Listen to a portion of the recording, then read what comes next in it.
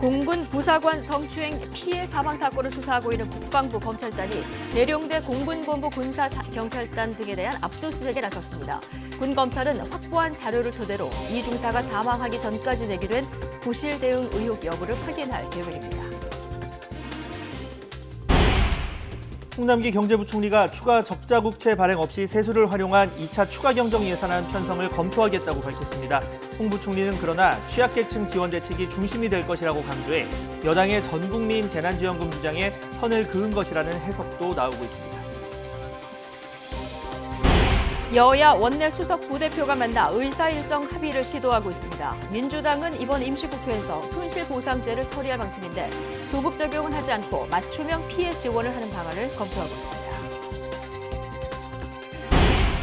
어제 하루 코로나19 신규 확진자가 695명으로 사흘째 700명에 육박했습니다. 유흥주점 집단 감염과 변이 바이러스가 겹친 대구에서 확산세가 이어지면서 오늘부터 사회적 거리두기가 2단계로 격상됐습니다. 만 60세에서 74세의 아스트라제네카 백신 사전 예약률이 최종 80.6%로 집계되는 등 우선 접종 대상자의 사전 예약률이 목표치인 80%를 넘었습니다. 고령일수록 예약률이 높았는데 백신 예약자의 99.8%가 실제 접종을 맞은 것으로 나타났습니다. 경북 구미에서 3살 여아를 방치해 숨지게 한 혐의로 기소된 22살 김모 씨에 대한 선고 공판이 오늘 오후 열립니다. 김 씨는 DNA 검사 결과 친모가 아닌 언니로 드러났고 검찰은 징역 25년형을 구형했습니다. 시청자 여러분 안녕하십니까? 6월 4일 뉴스앤 이슈 시작합니다. 숨진 공군 부사관에 대한 추가 성추행 피해 의혹이 제기됨에 따라 군 검찰이 수사를 전방위로 확대하고 있습니다. 군 검찰은 부실 수사 의혹이 불거진 공군본부 군사경찰단과 15특수임무비행단 군사경찰대대에 대한 압수수색에도 나섰습니다. 취재기자 연결해 보겠습니다. 이승윤 기자. 네, 국방부입니다. 네, 지금 압수수색이 진행되고 있는 거죠? 네, 그렇습니다. 국방부 검찰단은 오늘 오전 10시부터 공군 부사관 성추행 사망 사건과 관련해 공군본부 군사경찰단과 관련 비행단 군사경찰대대에 대한 동시다발적인 압수수색에 나섰습니다. 국방부는 군 검찰단이 오늘 오전 10시부터 계룡대 공군본부 군사경찰단과 경기도 성남시 서울공항에 위치한 공군 제15특수임무비행단 군사경찰대대에 대해 압수수색 영장을 집행 중이라고 밝혔습니다.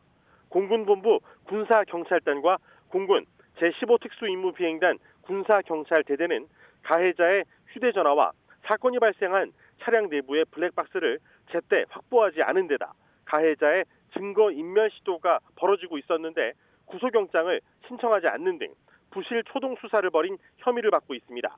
군 검찰단이 지난 1일 이번 사건을 이관받은 이후에 압수수색에 나선 건 이번이 처음입니다. 군 검찰은 성추행이 발생했던 충남 서산에 있는 20특수임무비행단에 대한 압수수색도 검토하고 있는 것으로 알려졌습니다. 네, 이와 함께 추가로 불거진 성추행 의혹과 또 2차 가해 의혹 사건에 대한 수사도 진행되고 있죠? 네, 그렇습니다. 앞서 어제 오후 피해자인 이모 중사의 유족 측은 국방부 검찰단에 2차 가해 그리고 추가 성추행 의혹과 관련해서 직속 상관 등 3명에 대한 고소장을 제출했습니다. 3명 가운데 1명은 2차 가해 의혹으로 나머지 2명은 성추행 의혹을 받고 있다고 유족 측은 주장했습니다. 2명 가운데 1명은 2차 가해 의혹을 함께 받고 있고 지난 3월 이 중사가 차 안에서 성추행을 당했다는 최초 보고를 받은 상관이 포함됐습니다. 나머지 1명은 1년 전쯤 다른 회식 자리에서 이 중사를 성추행한 의혹을 받는 또 다른 파견 부사관으로 알려졌습니다. 이에 따라 군 검찰은 구속된 장 중사에 의한 성추행과 이후 회유, 은퇴 시도뿐만 아니라 추가 성추행 피해 의혹에 대한 수사도 병행해서 진행할 전망입니다. 공군은 유족 측이 고소장을 제출한 지 약 3시간여 만에 정상적인 직무 수행이 어렵다고 판단한다며 간부 2명의 보직을 해임했습니다. 이성용 공군 참모총장이 성추행 피해 사건을 최초로 정식 보고받은 시점이 지난 4월 14일로 파악된 만큼 공군 본부의 보고 체계도 군 검찰이 확인할 것으로 예상됩니다. 특히 서욱 국방장관은 이 중사 사망 이후인 지난달 25일에 첫 보고를 받고 이성용 총장에게 2차 가해에 대한 엄정 수사 등을 지시했는데 제대로 이행됐는지도 수사 대상입니다. 지금까지 국방부에서 YTN 이승윤입니다. 홍남기 경제부총리가 2차 추가 경정 예산안 편성 검토를 공식화했습니다. 추가 적자 국채 발행 없이 더 들어온 세금으로 재원을 마련하겠다고 설명했습니다. 하지만 여당에서 주장하는 전국민 재난지원금과는 결이 달라 앞으로의 당정 협의 과정에 관심이 쏠리는데요. 취재기자 연결해서 자세한 내용 들어보겠습니다. 권남기 기자. 네, 경제부입니다. 네, 홍남기 경제부총리가 2차 추가 경정 예산안 편성 검토를 공식화했습니다. 취약계층 지원에 무게를 둔 것 같은데 기재부에서 검토하고 있는 추경안 어떤 내용입니까? 네, 오늘 정부 서울청사에서 열린 연구기관장과 투자은행 전문가 간담회에서 나온 발언입니다. 홍남기 부총리는 이 자리에서 정부는 완전한 경제 회복을 위해 2차 추경 예산 편성을 검토할 것이라고 밝혔습니다. 직접 들어보시죠. 정부는 금년 반드시 고용 회복과 포용 강화가 동반되는 완전한 경제 회복을 위하여 모든 적극적 역량을 기울여 나갈 것입니다. 또 이를 뒷받침하는 일환으로 추가적인 재정 보강 조치, 즉 2차 추경 예산 편성을 검토할 것입니다. 하지만 홍 부총리는 이번 추경 검토가 취약계층 지원 대책이 될 것이라고 강조했습니다. 백신 관련 재난 대책을 포함해 하반기 내수 대책과 고용 대책, 소상공인 등이 중심이 될 것이라는 설명입니다. 홍 부총리가 2차 추경을 언급하며 굳이 취약계층이라 잘라 말한 건 여당을 중심으로 나오는 전국민 재난지원금 논의에 선을 그은 것이란 해석이 나옵니다. 그동안 재난지원금 추가 지급 논의는 여당을 중심으로 진행돼 왔습니다. 오늘도 송영길 민주당 대표가 전국민 재난지원금 지급 등 시급히 추진해야 할 사항이 많다고 말하기도 했습니다. 홍 부총리는 지급 범위에 이어 그동안 논란이 많았던 재원 조달 방안에 대해선 더 들어온 세금을 활용하겠다고 언급했는데요. 상당 부분의 추가 세수가 예상됨에 따라 이번 추경은 기본적으로 추가 국채 발행이 없을 것이라고 말했습니다. 지금까지 경제부에서 전해드렸습니다. 네, 여야가 오늘 원내 수석 부대표 회동을 통해서 6월 국회 의사 일정 합의를 시도합니다. 민주당은 이번 임시국회에서 손실보상제 등을 처리한다는 방침인데 소급 적용은 하지 않고 맞춤형 피해 지원을 하는 방안을 검토하고 있습니다. 자, 국회 연결하겠습니다. 차정윤 기자. 네, 국회입니다. 예, 자, 여야 수석 부대표 만남이 있었는데요. 좀 결론이 나왔습니까? 네, 아직입니다. 민주당 한병도, 국민의힘 추경호 원내수석 부대표는 오늘 오전 10시 반부터 국회에서 만났습니다. 본회의와 대정부 질문, 교섭단체 대표 연설 등 6월 국회 의사일정 합의를 위한 회동인데요. 현재 이 시각까지 1시간이 넘도록 회동을 이어가고 있는데 법사위 등 상임위원장 배분 문제를 놓고 줄다리기를 이어가고 있는 것으로 보입니다. 민주당은 손실보상제와 재산세 감면법 등 주요 법안 처리가 시급한 만큼 서둘러 상임위원회를 가동해야 한다는 입장입니다. 민주당 윤호중 원내대표는 오늘 아침 회의에서 야당과 가급적 오늘 안에 의사 일정 협의를 마치고 다음 주 상임위를 본격적으로 가동할 수 있게 대화에 속도를 내겠다고 밝혔습니다. 여당은 최근 추석 전 전국민 재난지원금 지급과 손실보상제 논의에도 속도를 내고 있죠. 다만 이번 임시국회에서 처리할 손실보상법에 소급 적용을 하지 않는 방안을 검토 중입니다. 추경을 통해 피해 업종별 맞춤형 지원을 하는 게 더 효과적이라는 판단인 것으로 보입니다. 네, 대선 주자 행보들도 좀 알아보죠. 여권 대선 주자들은 오늘 모두 지방 일정을 소화하는군요. 네, 그렇습니다. 민주당 대선 예비 경선이 약 한 달 앞으로 다가오면서 여권 빅3로 불리는 유력 대선 주자들도 행보를 넓히고 있는 모양새입니다. 우선 이재명 경기지사는 보수 텃밭이죠. 대구를 찾습니다. 경기도와 대구시와의 디지털 신산업 육성 업무 협약차에 따른 방문인데요. 경북 안동 출신인 이 지사가 영남 주자로서 존재감을 부각하기 위한 행보라는 분석입니다. 이낙연 전 민주당 대표는 제주도로 향하면서 새 분리기에 나서는 모양새입니다. 지지 모임인 신복지 제주포럼을 출범시키면서 지난 2002년 제주에서 시작된 노무현 전 대통령의 바람을 재현한다는 각오입니다. 앞서 정세균 전 총리는 어제 대전에서 지지 모임인 균형사다리 대전 본부를 출범했는데요. 오늘 오후에는 천안에서 충남 지역 지지 모임을 잇따라 출범하면서 본격적인 조직 다지기에 나섭니다. 네, 국민의힘 당대표 선거 열기도 점점 뜨거워지고 있습니다. 오늘 합동연설회 장소는 어디입니까? 네, 국민의힘 당권주자 5명은 오늘 오후 2시 대전에서 열리는 충청권 합동연설회에 참석하면서 막판 당심 잡기에 나섭니다. 앞서 광주와 부산, 대구에 이은 4번째 지방 합동연설회입니다. 충청은 선거 때마다 캐스팅 보트 역할을 해온 만큼 표심 없기에 각별한 공을 들일 것으로 보입니다. 주목되는 부분은 입당 가능성이 높게 점쳐지는 윤석열 전 총장에 대한 후보들의 메시지입니다. 범야권의 유력 대선 주자인 윤 전 총장이 충청권의 인사로 분류되는 만큼 당원들의 관심으로 떠오르고 있기 때문입니다. 국민의힘은 모레죠. 서울과 인천, 경기, 강원 합동 연설회를 끝으로 연설회 일정을 모두 마치게 됩니다. 지금까지 국회에서 YTN 차정윤입니다.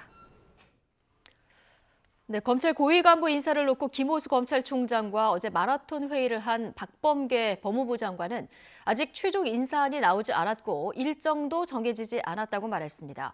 추가 회동 가능성에는 선을 그어서 실무선에서 조율 작업을 거칠 것으로 보입니다. 직접 들어보시겠습니다. 아직 정해진 건 없어요. 또 최종안이 나오지도 않았고, 그래서 인사와 관련된 절차나 내용이 아직 확정되지 않았기 때문에 짐작하기 어렵습니다. 저녁을 먹어야 되기 때문에 음식점이 아니고 회의 공간에서 배달을 시켜서 추가적으로 2시간 반, 그래서 합쳐서 4시간 반 정도는 들어야지 충분한 의견 청취를 했다고 봤기 때문에 총장님께서 하실 말씀이 많으셨습니다. 실무로 다시 만나시나요? 그러지는 않아도 될 듯 싶은데요. 실무 연락도 있으니까. 어제 하루 코로나19 신규 확진자 수가 695명을 기록했습니다. 수도권뿐 아니라 대구 등 비수도권 일부 지역도 확산세가 만만치 않은 상황인데요. 취재기자 연결해 보겠습니다. 김종균 기자. 네, 사회부입니다. 네, 사흘째 600명대, 특히 어제 하루는 거의 700명에 육박하는 확진자가 나왔죠? 네, 그렇습니다. 오늘 0시 기준 신규 확진자는 695명입니다. 전날보다 14명 늘어나 사흘 연속 600명대를 기록했습니다. 감염 경로는 국내 발생이 674명, 해외 유입이 21명입니다.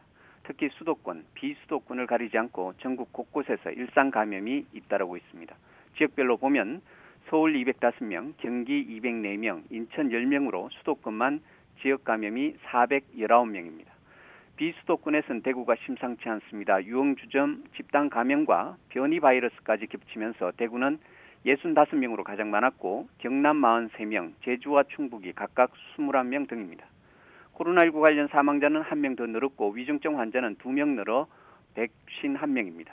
백신 접종은 순조롭게 진행되고 있습니다. 어제 하루 1차 접종자는 36만 8천여 명입니다. 총 708만여 명이 1차 접종을 마쳐서 접종률은 13.8%입니다. 2차 접종은 2만 5천여 명으로 접종률은 4.4%입니다. 또 오늘 0시 마감된 아스트라제네카 백신 사전 예약률은 최종적으로 80%를 넘었습니다. 권덕철 보건복지부 장관은 오늘 중대본 회의에서 6월에는 700만 명이 예방접종을 받을 예정인데 이상반응 신고 또한 증가할 것으로 예상했습니다. 권 장관은 이상반응 신고에 신속하고 체계적으로 대응하겠다고 밝혔습니다. 지금까지 사회부에서 YTN 김유길입니다. 오늘부터 100명 이상 기숙사를 운영하는 서울 지역 학교에 코로나19 자가검사 키트가 시범 도입됐습니다. 앞서 진행된 콜센터와 물류센터 시범 도입에서 확진자 3명을 찾아내는 등 일부 성과가 있었기 때문인데요. 일반 시민들의 자발적인 검사도 이어지고 있다고 합니다. 현장 나가 있는 취재기자 연결해 보겠습니다. 황보혜경 기자. 네, 서울 가련동 선정중고등학교에 나와 있습니다. 네, 기준이 입소 학생 100명 이상입니다. 지금 나가 있는 학교 역시 자가검사 키트 도입 대상이 되는 거죠? 네, 그렇습니다. 우선 지금 제가 나와 있는 곳은 선정중고등학교 기숙사입니다. 이 기숙사에는 주로 다문화 가정 아이들이나 외국인 유학생들이 지내고 있는데요. 말씀하신 것처럼 여기에 지내고 있는 아이들은 총 105명입니다. 중고등학생들이 한 기숙사 건물에서 함께 생활하고 있습니다. 방과 후인 오늘 오후 4시 무렵부터 기숙사 옆 체육관에서 자가검사 키트를 이용해 첫 진단검사를 진행합니다. 그제 자가검사 키트 1,725개가 학교에 도착했는데요. 기숙사 학생 105명과 교직원 등 기숙사 관계자 10명을 포함해 모두 115명이 15번 검사를 할 수 있는 분량입니다. 어제 일부 기숙사 학생들을 대상으로 예행 연습을 진행하기도 했는데요. 학생들이 직접 키트를 사용해 봤는데 처음에는 거부감이 있었지만 하고 나니 생각보다 괜찮다는 반응을 보였다고 학교 측은 전했습니다. 검사 방식은 간단하지만 지켜야 할 점들이 있습니다. 먼저 검사 1시간 전에는 코를 풀거나 코를 씻지 않아야 합니다. 검사를 할 때는 손을 깨끗이 씻고 양쪽 코 속에 2cm 정도 면봉을 놓고 돌린 뒤 면봉을 추출액에 넣고 추출액을 키트에 떨어뜨리면 되는데요. 15분에서 20분 뒤에 결과가 나타나는데 이때 키트에 붉은색 2줄이 보이면 양성입니다. 양성이 나오면 당일에 바로 PCR 검사를 하러 보건소를 가야 하고 그때 양성이 나온 검사 키트를 밀봉해서 가져가야 합니다. 선정 중고등학교는 3, 4일 간격으로 일주일에 2번씩 학생들이 등교하기 전과 하교한 다음에 검사를 진행할 계획입니다. 네, 지금 나가 있는 학교 외에도 이 키트를 시범 도입하는 학교 모두 얼마나 됩니까? 네, 선정 중고등학교와 마찬가지로 자가검사 키트를 시범 도입한 서울 시내 학교는 모두 19곳입니다. 이들 학교는 100명 이상이 지내고 있는 기숙사를 운영하고 있는데요. 전체 검사 대상 인원은 기숙사 입소자와 교직원 등 5,400여 명입니다. 오늘부터 다음 달 23일까지 7주 동안 기숙사를 입퇴소할 때 일주일에 2번씩 키트를 사용해 검사하게 됩니다. 어제 서울 강남의 로봇고에서는 학생들을 상대로 자가검사 키트 사용법과 주의사항에 대한 시연회가 열렸습니다. 서울시는 지난달 17일 콜센터와 물류센터에 자가검사 키트를 처음으로 시범 도입해 7만 900여 건 검사를 시행했고 현재까지 확진자 3명을 찾아냈습니다. 지난달 22일 콜센터 한 곳에서 직원 1명이 자가검사 키트 사용 결과 양성 반응을 보여 보건소를 통해 확진 판정을 받았고 이후 다른 콜센터 2곳에서도 지난달 30일과 31일에 시행한 검사에서 각 1명씩 확진자가 나왔습니다.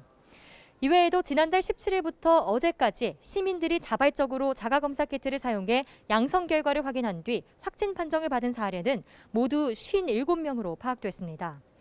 이러한 성과에 힘입어 최근 코로나19 감염이 증가하고 있는 학교 현장에서도 집단 감염을 막고자 키트를 시범 도입하게 된 건데요. 자가검사 키트의 학교 시범 사업은 서울시가 비용을 부담하고 서울시 교육청이 이를 받아들이면서 시행됐습니다. 지금까지 가련동 선정 중고등학교에서 YTN 황보혜경입니다. 정부가 유치원과 어린이집, 초등학교 1, 2학년 교사 등이 맞는 코로나19 백신을 기존 아스트라제네카에서 화이자나 모더나 백신으로 변경하는 방안을 검토 중인 것으로 알려졌습니다. 아스트라제네카 백신의 접종 간격이 12주다 보니 9월 중순에야 접종이 완료되는데 이 학기 전면 등교에 차질이 빚어질 가능성을 우려했기 때문입니다. 화이자와 모더나 백신은 접종 간격이 각각 3주와 4주입니다. 이와 관련해 코로나19 예방접종 대응 추진단은 관계부처와 최종 검토 중이라며 오늘 오후 브리핑에서 발표하겠다고 밝혔습니다. 조 바이든 미 행정부가 해외에 공유하겠다고 밝힌 백신 8천만 회분 가운데 2,500만 회분의 세부 지원 내용을 공개했습니다. 백신 접종이 저조하면서 확진자는 많은 나라, 또 한국 등 주요 파트너 국가들이라고 지원 대상을 설명했습니다. 워싱턴 강태국 특파원의 보도입니다. 바이든 대통령이 이번 달 말까지 전 세계에 공유하겠다고 한 백신은 8천만 회분. Our nation is going to be the arsenal of vaccines for the rest of the world. We'll share these vaccines in the service of ending the pandemic everywhere. And we will not use our vaccines to secure favors from other countries. 그 가운데 먼저 2,500만 회분의 구체적인 지원 대상국이 정해졌습니다. 백악관은 먼저 1,900만 회분을 코백스를 통해 코로나19가 급증하지만 질병에 취약한 국가에 보낼 것이라고 밝혔습니다. 남미와 남아시아, 동남아시아, 아프리카 국가들입니다. 600만 회분은 이웃 국가와 파트너 나라인 우리나라, 가자지구나 이라크 등 위기를 겪는 나라라고 설명했습니다. It recognizes our closest neighbors, Canada and Mexico, which received our first shared vaccines, and friends like the Republic of Korea, where our military shares a command. 다만 각 나라에 보낼 백신의 규모는 구체적으로 밝히지 않았습니다. 우리나라 지원 백신은 바이든 대통령이 약속한 얀센 백신 100일만 회분으로 보입니다. 백악관은 얀센 백신을 실은 항공기가 곧 한국으로 출발한다고 확인했습니다.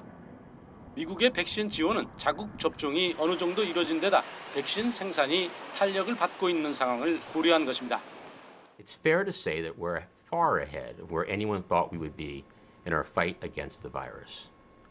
And importantly, we have secured enough vaccine supply for all Americans. 백악관은 대유행 종식은 모든 곳에서의 종식을 뜻하는 것이라며 국제적인 지원을 계속 이어갈 것이라고 강조했습니다. 워싱턴에서 YTN 강태욱입니다.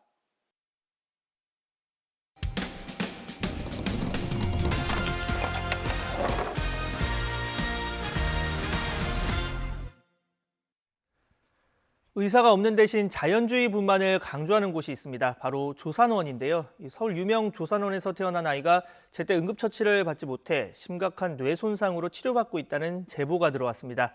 피해 부모는 원장이 아이를 빨리 옮겼다면 상태가 이렇게 나빠지지 않았을 거라며 원장의 과실을 주장하고 있습니다. 제보는 Y 김다연 기자가 보도합니다. 신생아 몸 곳곳에 치료용 호스가 연결돼 있고 입엔 호흡기가 달려 있습니다. 뇌출혈과 기흉, 발작 등 10가지 넘는 병명을 가진 A양은 언제 뇌성마비가 올지 모른다는 의사 진단을 받았습니다. 아기에게 무슨 일이 있었던 걸까요? 촉진제, 투약 등 의료 개입을 최소화하는 자연주의 출산을 원하던 부모는 지난해 12월 이곳 서울의 유명 조산원을 찾았습니다. 40년 경력의 원장이 대통령 표창까지 받았다니 더 신뢰가 갔습니다. 하지만 출산 당일 돌이킬 수 없는 일이 벌어졌습니다.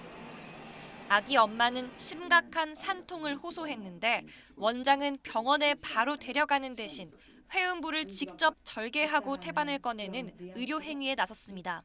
그 원장이 갑자기 칼을 들더니 제 아내의 회음부를 절제를 하고 그리고 제가 고통스러운 건 아니까 나가 있으라고 했습니다. 몇 분 뒤 힘겹게 세상에 나온 아기의 울음소리는 희미해져갔고 몸은 파랗게 질려갔습니다. 베네똥을 먹은 겁니다. 하지만 원장은 아무것도 모른 채 엉뚱하게도 아기 발가락을 바늘로 찔렀고 응급처치랍시고 허벅지와 엉덩이를 때려서 피멍까지 들게 했습니다.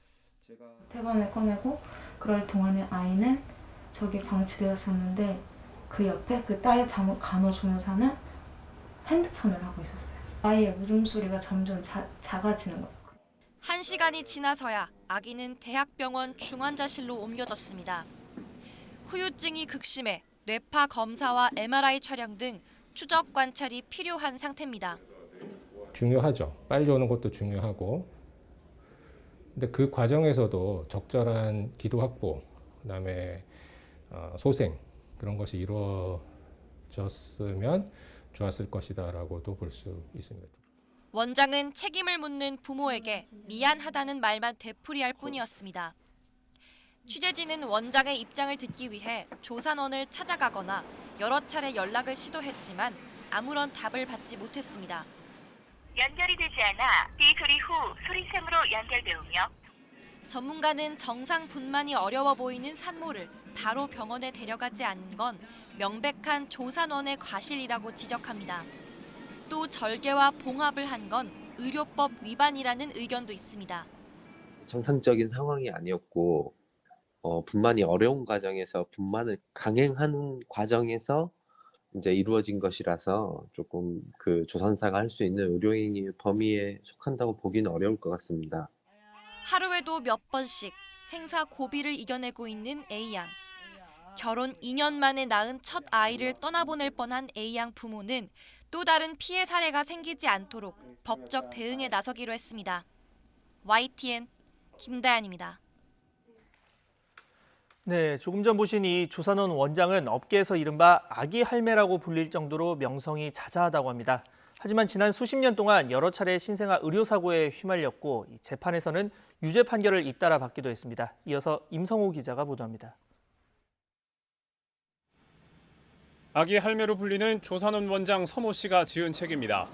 1973년부터 지금까지 아기 수만 명을 받아냈고 자신의 조산원에서는 의료인 개입 없이 자연스럽고 평화로운 출산이 이루어진다고 강조합니다. 하지만 그 이면은 여러 차례에 걸친 신생아 의료 사고와 법적 분쟁으로 얼룩져 있습니다.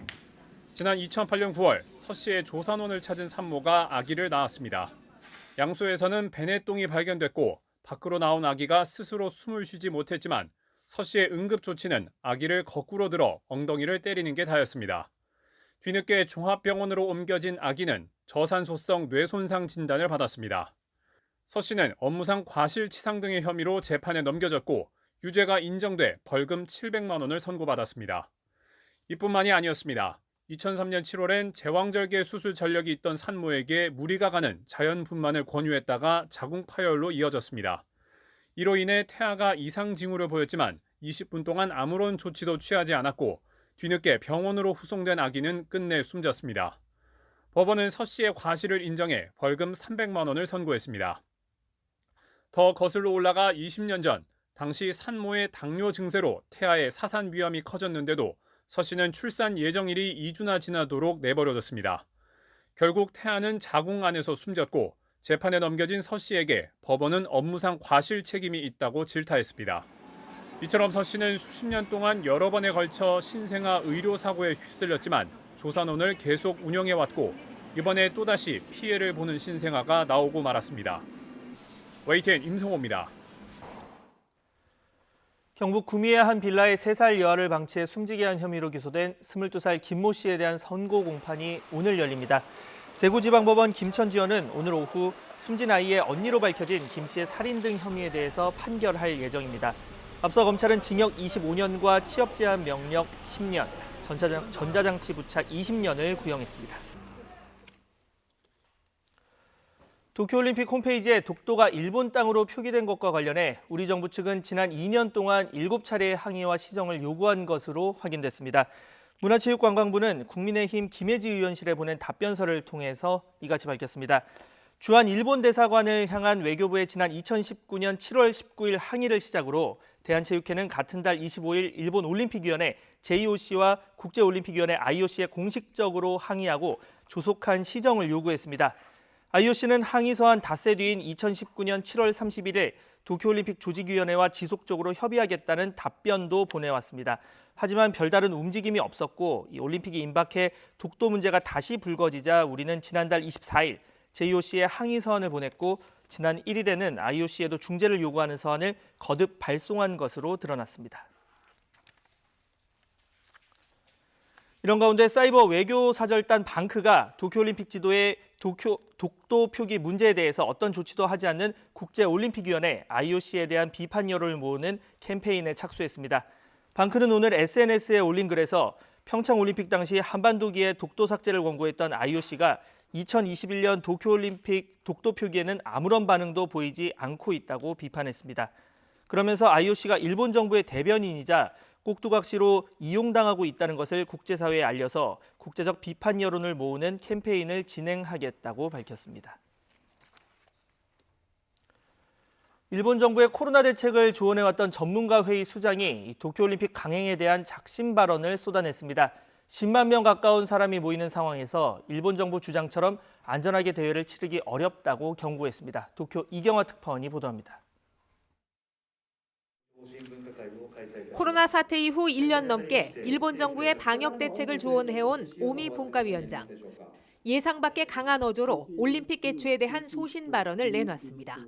こういうパンデミックのそういうところにやるということが普通でない、かなり厳しい責任をそれぞれの分野、オリンピック委員会も政府もやらないと一般の市民はついてこないんじゃない。 이뿐 아니라 10만 명 가까이 모이는 대회를 일본 정부 주장대로 안전하게 치르기는 쉽지 않다고 지적했습니다. 긴급사태 발령을 포함해 일본 정부의 코로나 대책에 직접 관여해온 전문가회의 수장도 올림픽 개최의 위험을 경고한 겁니다. 選手の方のリスクは極めて低いと思います。ジャーナリストのいる、それからスポンサーのこともいる、政府の関係者の要人なんかの人がいる。 この人たちの管理は私はそう簡単ではないと思います。 오미 위원장은 가능한 빠른 시일 안에 올림픽 개최에 대한 전문가 의견을 모아 공식적으로 밝히겠다는 입장입니다. 개최도시 도쿄도 의회에서도 올림픽 취소나 연기를 요구하는 목소리가 이어졌습니다. 다음 달 초 도의회 선거를 앞두고 올림픽의 냉랭한 여론을 의식하지 않을 수 없기 때문입니다. 無観客開催や再延期など感染状況を見据えながらあらゆる可能性を想定し感染拡大の懸念を払拭できない限り東京オリンピック・パラリンピックは延期できなければ中止するしかないと考えます。 스가 총리는 국제사회에 코로나 백신 공동 구매와 분배를 위해 약 9천억 원을 추가 지원하겠다고 밝혔습니다. 올림픽 개최의 회의적인 각국 여론을 백신 공급에 기여하는 것으로 가라앉히려는 모양새입니다. 하지만 타이완 야구 대표팀은 이미 올림픽 예선에 불참을 선언했고 미국 정부도 선수단 파견은 과학적 근거를 바탕으로 결정한다는 입장입니다. 여전한 불확실성 속에 일본 정부는 오는 20일 긴급사태 기한까지 감염 상황이 얼마나 진정될지 긴장 속에 주시하고 있습니다. 도쿄에서 YTN 이경아입니다.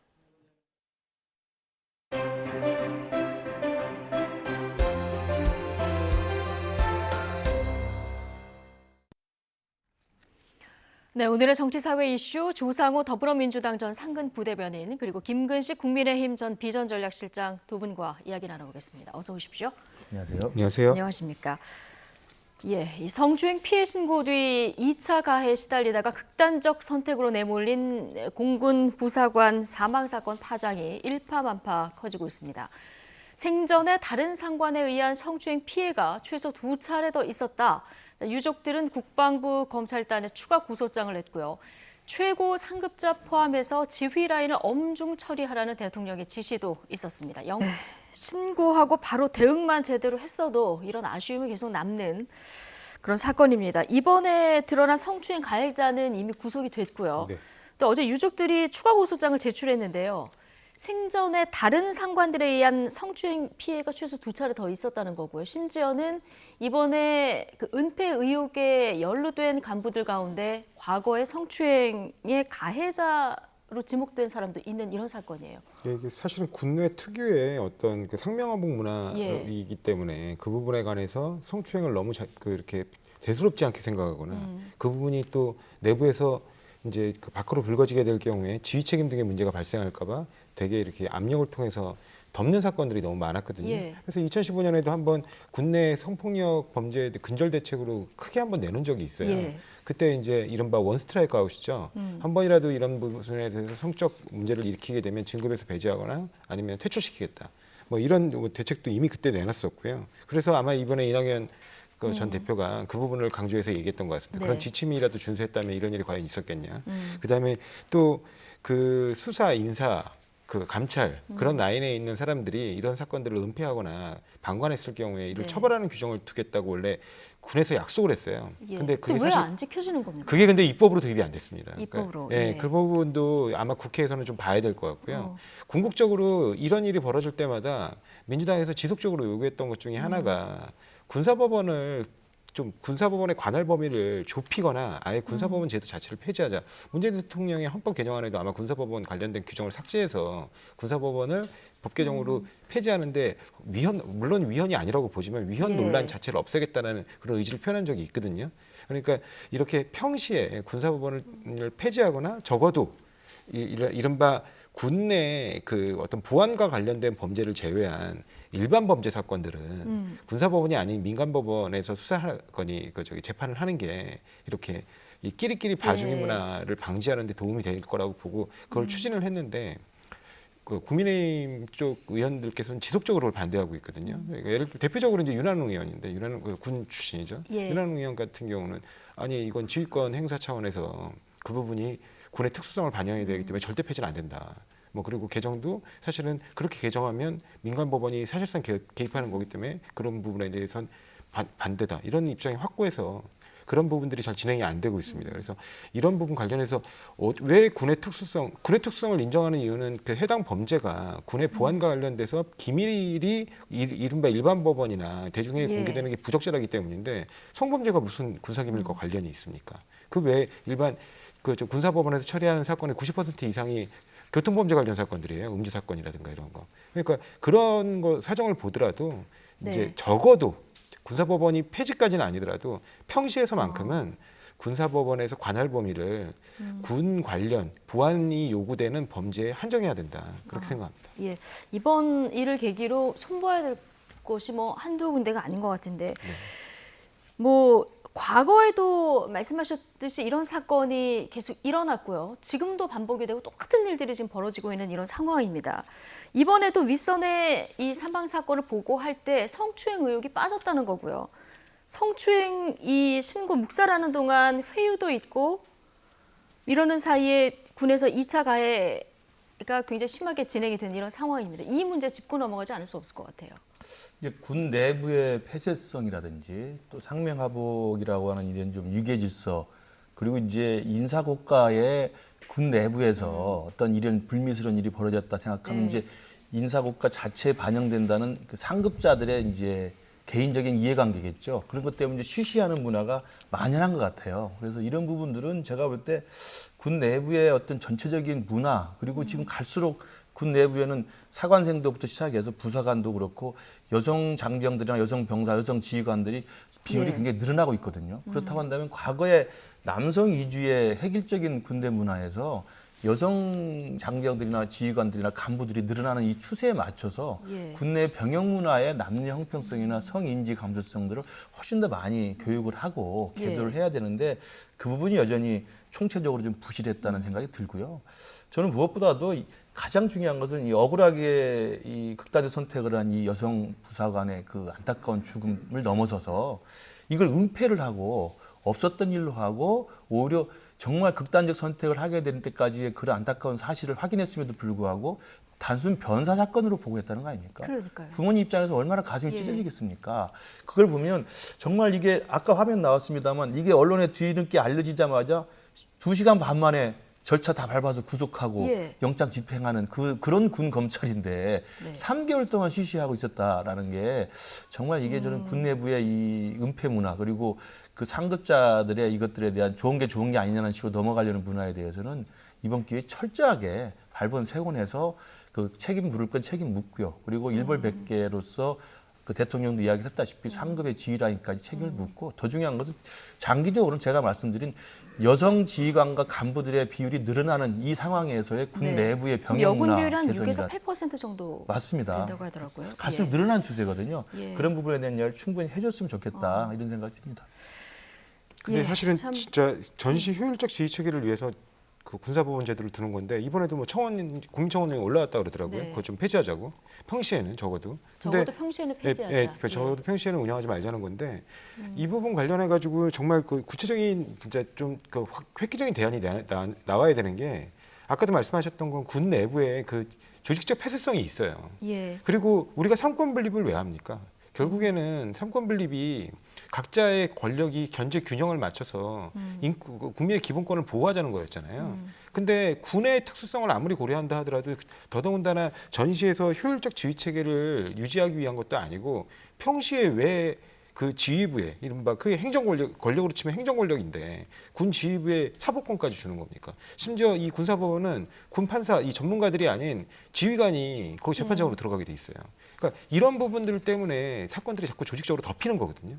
지금 군내 사건 관련해서 성범죄 사건 관련해 2015년 기준으로 해서 5천여 건 가까운 사건이 벌어지고 있는데 그중에 실제 실형이 선고된 사건들은 10% 내외입니다. 근데 일반 법원에서는 성범죄 관련 사건에서 실형 선고율이 그 당시에 25%가 이미 넘었어요.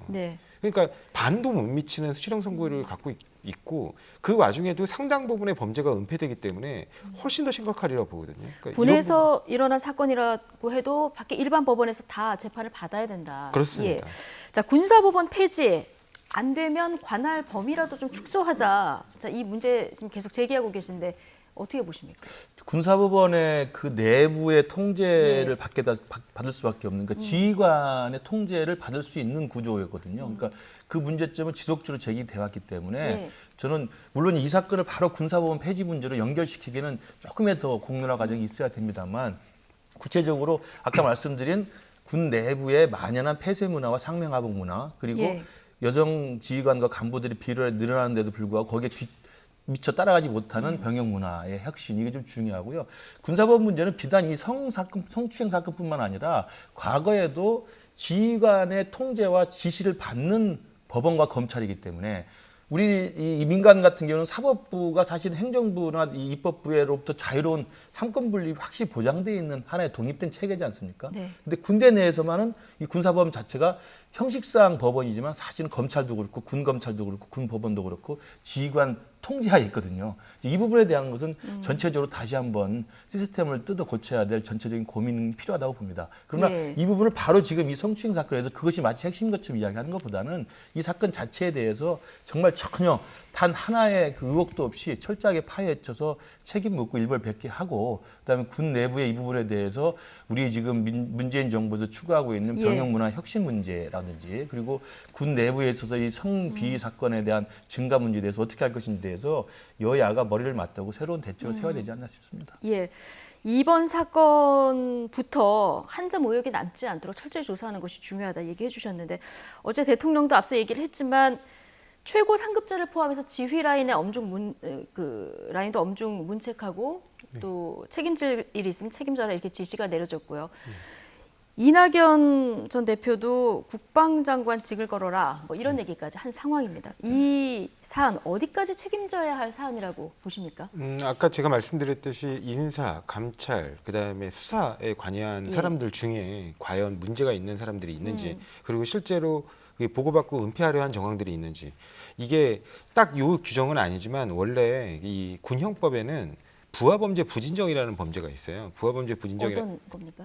이제 다수의 부하 다수가 공모해서 범죄를 은폐하는 걸 알고도 묵인하면 그 지휘관도 처벌하는 규정입니다. 예. 그러니까 그래서 지금 그 이번에 대통령께서도 강조해서 말씀을 하셨지만 그 지휘 라인에 있는 사람들 중에 과연 이 범죄들을 알고 아니면 그 은폐에 가담한 범죄들을 알고 이게 사실은 직무유기나 직권남용 권리행사 방해에 해당할 수 있거든요. 예. 그거 알고도 계속해서 이걸 은폐해온 사람들이 있다면 그 부분도 이번 수사 과정에서 철저하게 수사를 해서 그 부분에 상응하는 법적 책임을 물려야 된다고 보고요.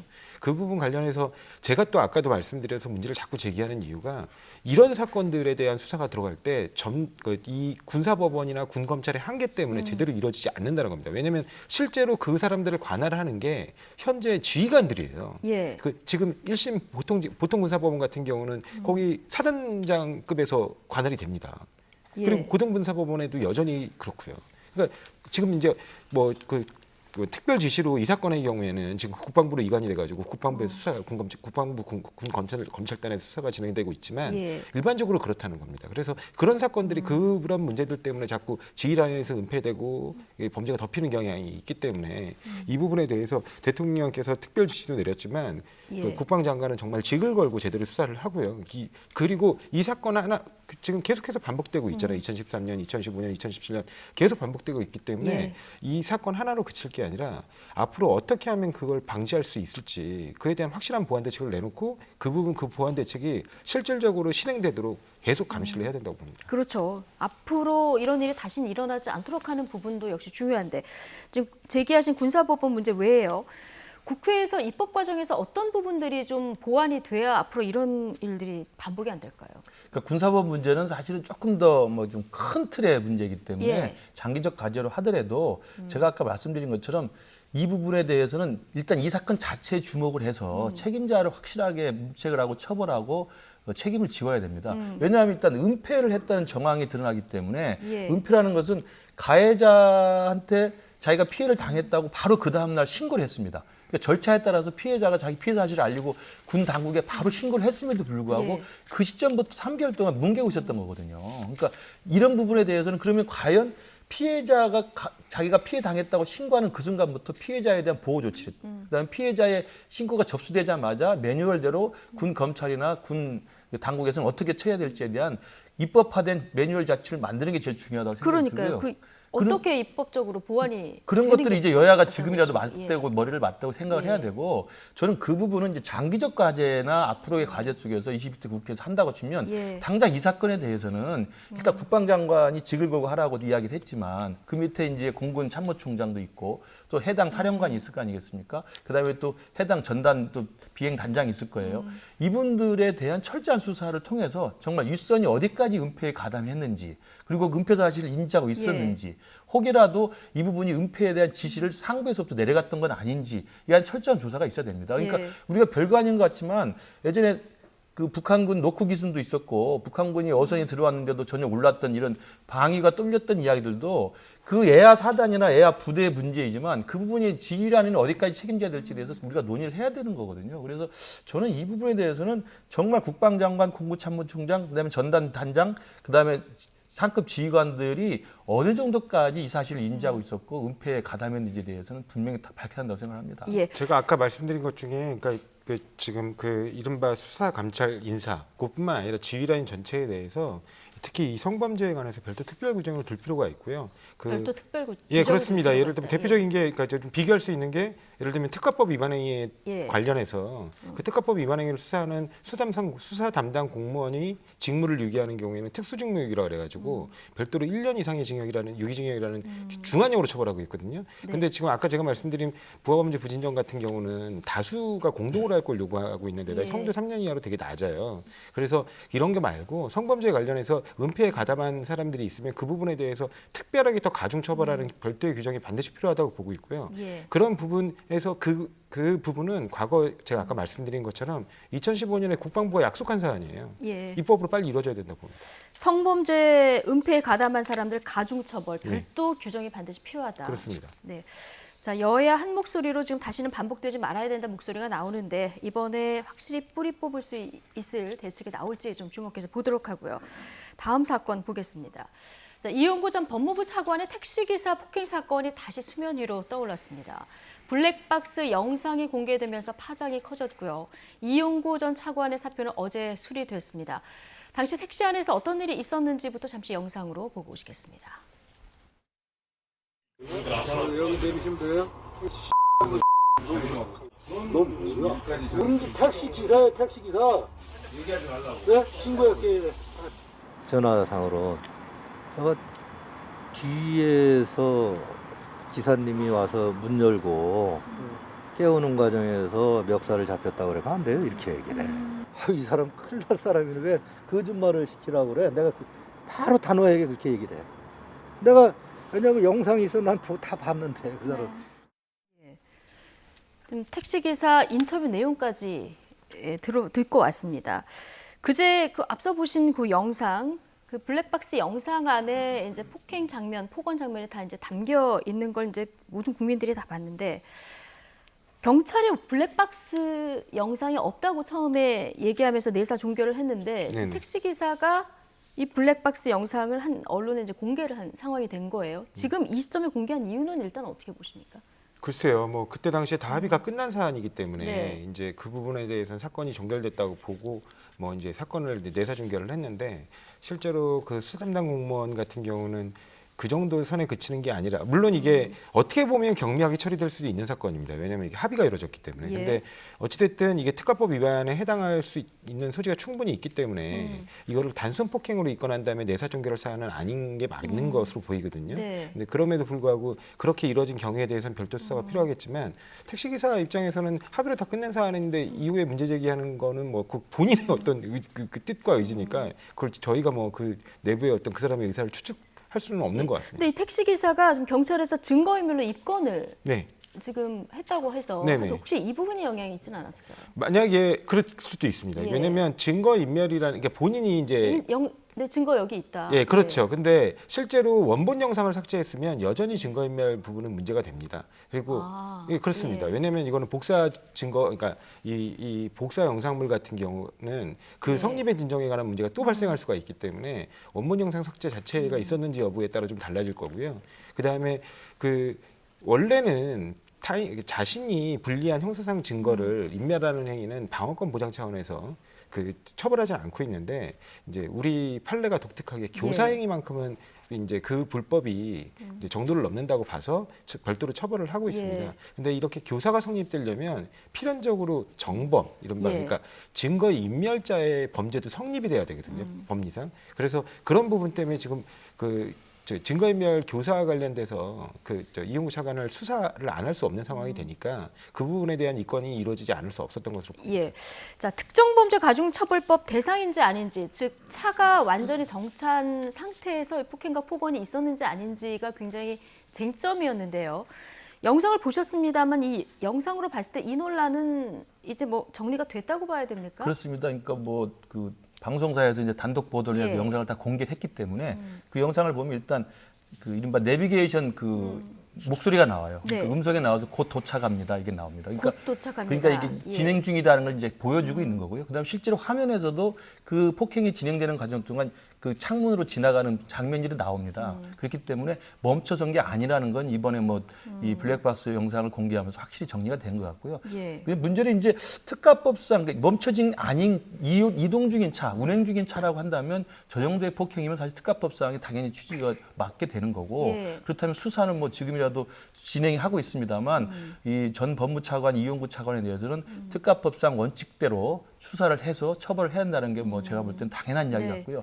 문제는 이것이 지난해 말에 있었던 사건입니다. 예. 지난해 말에 있었고 이용구 차관이 법무차관이 되면서도 언론에 의해서 이 폭행 사건에 대한 의혹들이 계속 제기가 됐는데 지금 6개월 동안 이 사건이 계속 흐지부지 되어 왔었던 거거든요. 그리고 이용구 차관 현직 법무차관이 있으면서 계속 이 부분에 대해서 계속 입장을 번복을 해왔었어요. 그리고 이번에도 지금 블랙박스 영상이 공개되니까 내가 맞다. 그러나 잘 기억나지 않지만 내가 사람과 그 상황에 대해서 좀 헷갈렸던 것 같다는 생각을 하고 있고 1,000만 원이 이제 수수한 게 또 나오지 않습니까? 예. 그러니까 뭐 합의금 쪽으로 줬다는 이야기가 나올 수 있겠지만 통상적으로 1,000만 원을 주고 합의했던 내용에 대해서 블랙박스 영상을 삭제한 것에 대한 대가성이 없었는지. 왜냐하면 지금 서초경찰서나 지금 특별수사단이 새로 수사하는 것이 예. 이 피해 기사인 택시기사를 증거인멸 입건을 했다는 것은 이 돈 1,000만 원을 주고 증거인멸을 부탁했을 가능성에 대해서 가능성을 열어두고 나서 지금 같이 정리를 해서 수사를 한다는 의미 아니겠습니까? 그렇다고 한다면 이 사건은 제가 볼 때 갈수록 좀 상황이 좀 복잡해지고 커지기 때문에 네. 이 부분에 대한 명백한 국민들의 관심이 커진 사건이기 때문에 일부의 그 한 점의 의혹도 없이 명백하게 이 사건의 실체를 밝히고 처벌을 분명히 해야 될 것으로 보입니다. 예. 그러니까 지금 말씀하신 대로 택시 기사에게 준 합의금이 1,000만 원. 네. 보통 이제 오가는 합의금에 비해서 좀 많다 이런 지적들이 있고요. 앞서 택시 기사 인터뷰 내용 듣고 오셨지만 내려서 나를 깨우는 과정에 멱살을 잡았다 이렇게 증언을 해달라는 요청이 있었다는 거 아니겠습니까? 네네. 자, 그래서 지금 이 부분과 관련해서 대가성이 있느냐 없느냐 자, 이 부분이 좀. 근데 사실은 조금 뭐 어려운 것 증거인멸 같은데 어떻게 관련해서는요. 예. 대가성이 있는지 없는지 금품이 수수됐는지 안 됐는지 그 자체가 뭐 구속요건과 전혀 관련이 없습니다. 그렇습니까? 예, 예. 전혀 관련이 없고요. 예. 그러니까 그냥 해당 증거가 범죄의 증거임을 알면서도 그 증거를 없애려고 이제 교사를 했느냐 그리고 예. 실제로 그 교사에 따라 증거가 인멸됐느냐 여부만 중요한 것이고요. 그래서 물론 지금 도덕적으로는 비난할 수 있을 것이고 그다음에 택시 기사가 그런 부탁을 받고 그대로 증언한 건 아니잖아요. 예. 자기가 깨워서 하라고 증언한 건 아니기 때문에 그 부분, 그 부분 진술과 관련된 부분은 증거인멸죄가 성립하지 않고, 그러니까 그렇게 되면 결국에는 교사죄도 성립하지 않습니다. 우리는 증거인멸과 관련돼서 미수범을 처벌하는 규정이 없기 때문에 그렇게 이제 성립이 되는 것이고. 법률적으로 법률적으로 볼 땐 그렇습니다. 예. 물론 도덕적으로는 비난 가능할 수 예. 있죠. 근데 또 하나 이제 그 CCTV 관련해서는 원본 영상의 삭제 여부가 굉장히 중요한 문제로 돼도 될 것 같습니다. 그래서 아까 말씀하신 것처럼 뭐 대가성 말씀을 하시는데 아마 이용구 차관이 술에 취한 상태에서 정확히 그 상황을 오해해서 그랬을 거예요. 그렇지 않으면 택시기사를 굳이 그렇게 멱살을 잡을 이유는 없잖아요. 그러니까 본인이 이제 만취해서 제대로 그걸 행동하지 못했던 잘못이 있었던 것 같은데 그 관련해 가지고 나중에 정신을 차려 보니까 자신이 생각했을 때는 이 문제를 빨리 매듭지어야 된다고 본인이 생각했겠죠. 현직 변호사이고 직전에는 뭐 판사도 거쳤고 예. 이제 또 자기가 또 어떤 중요 직책에 대한 뭐 이렇게 뭐 생각들이 있었을 거 아닙니까? 그래서 빨리 수습하려고 하다 보면 고액의 합의금이 이 정도로 지급되는 경우도 왕왕 있습니다. 그리고 그 정도 합의금이 지급됐기 때문에 네. 바로 그 자리에서 합의가 이루어지지 않았나. 네. 그러면서 그 자리에서 합의가 이루어지게 되니까 어떻게 보면 폭행의 정도는 굉장히 간단한 사건이잖아요. 뭐 중대한 폭행은 아니었기 때문에 그래서 그렇게 신속하게 사건이 종결된 게 아닌가. 근데 이 과정에서 어찌됐든 CCTV 영상을 경찰이 실제로 확인했다면, 아니 블랙박스 영상을 확인했다면 이 사건을 싶어 가는데 혹시 뭐 잘못된 부분이 없는지 아까 제가 말씀드린 것처럼 이게 특가법 위반에 해당한다면 특수직무유기가 성립할 수도 있거든요. 네. 그래서 그 수사관들의 특수직무유기 범죄 성립 여부는 추가적으로 철저하게 좀 수사할 필요는 있다 그렇게 생각합니다. 그러니까 이 1,000만 원 합의금 액수도 그런데 이용국 전 법무부 차관이 왜 이렇게 액수가 많지 않는 데 대해서 해명이 공수처장 후보로 거론되던 시기였기 때문에 드리게 됐다 이런 해명을 내놔서 이 해명이 또 도마 위에 올랐어요. 그러니까 이제 당시 변호사였고 당시 공수처장 후보로 이제 언론에 왕왕 올렸던 사람이었기 때문에 1,000만 원을 줬다 이렇게 이야기를 하고 있는데요.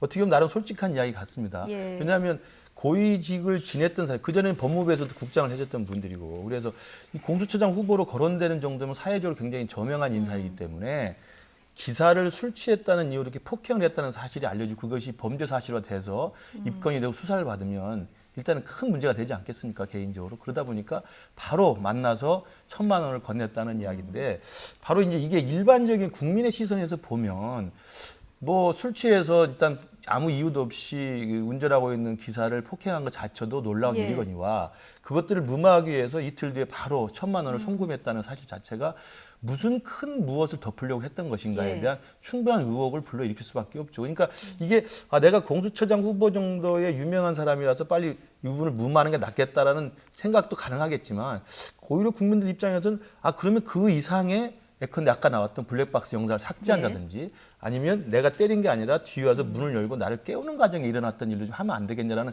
다양한 또 거래가 있을 수 있지 않겠습니까? 지금 택시기사 증언 이렇게 나오기 때문에 그런 식의 증언들을 우리가 종합해 보면 그런 식의 대가나 그런 식의 어떤 무마에 대한 그리고 진술의 번복에 대한 이야기들을 염두에 두고 넉넉하게 돈을 좀 고액으로 좀 송금한 게 아닌가 이런 식의 의혹은 충분히 제기될 것으로 보입니다. 지금 사건 담당 경찰이 사건 엿새 뒤에 블랙박스 영상을 보고도 보고를 안 하고 퇴근했다. 자, 이런 사실을 알려주면서 그 이후에 윗선의 보고가 있었는지 없었는지 자, 이 조직적 은폐가 있었는지 없었는지 이것도 좀 들여다볼 대목인 상황인데요. 자, 오늘 아침 김기현 국민의힘 대표 대행은 모든 책임은 청와대에 있다. 인사부실 검증을 강하게 비판했습니다. 특검과 국정조사 이야기도 나왔는데 이 얘기 먼저 듣고 오시죠. 그 모든 책임은 청와대에게 있습니다. 문재인 대통령은 국민에게 정중하게 사과해야 마땅합니다. 아울러 미필적 고의로 부실 검증을 한 것이라는 강한 의혹에 따른 직무유기, 직권남용의 형사 책임을 져야 할 청와대 인사검증 라인에 대한 책임을 물어야 합니다. 김혜숙 인사수석, 이광철 민정비서관 즉각 해임하고 이들에 대한 수사 의뢰를 해야 마땅합니다. 만약 말단 경찰관 선에서 적당히 얼버무리고 꼬리 자르기를 한다면 특검과 국정조사를 실수할 수밖에 없게 될 것임을 경고합니다. 자, 청와대 인사검증 라인의 문제를 제기하면서 야당에서 계속 제기해왔었는데 인사 문제 있을 때마다 김혜숙 인사수석 그리고 이광철 민정비서관 즉각 해임을 지금 요구했습니다.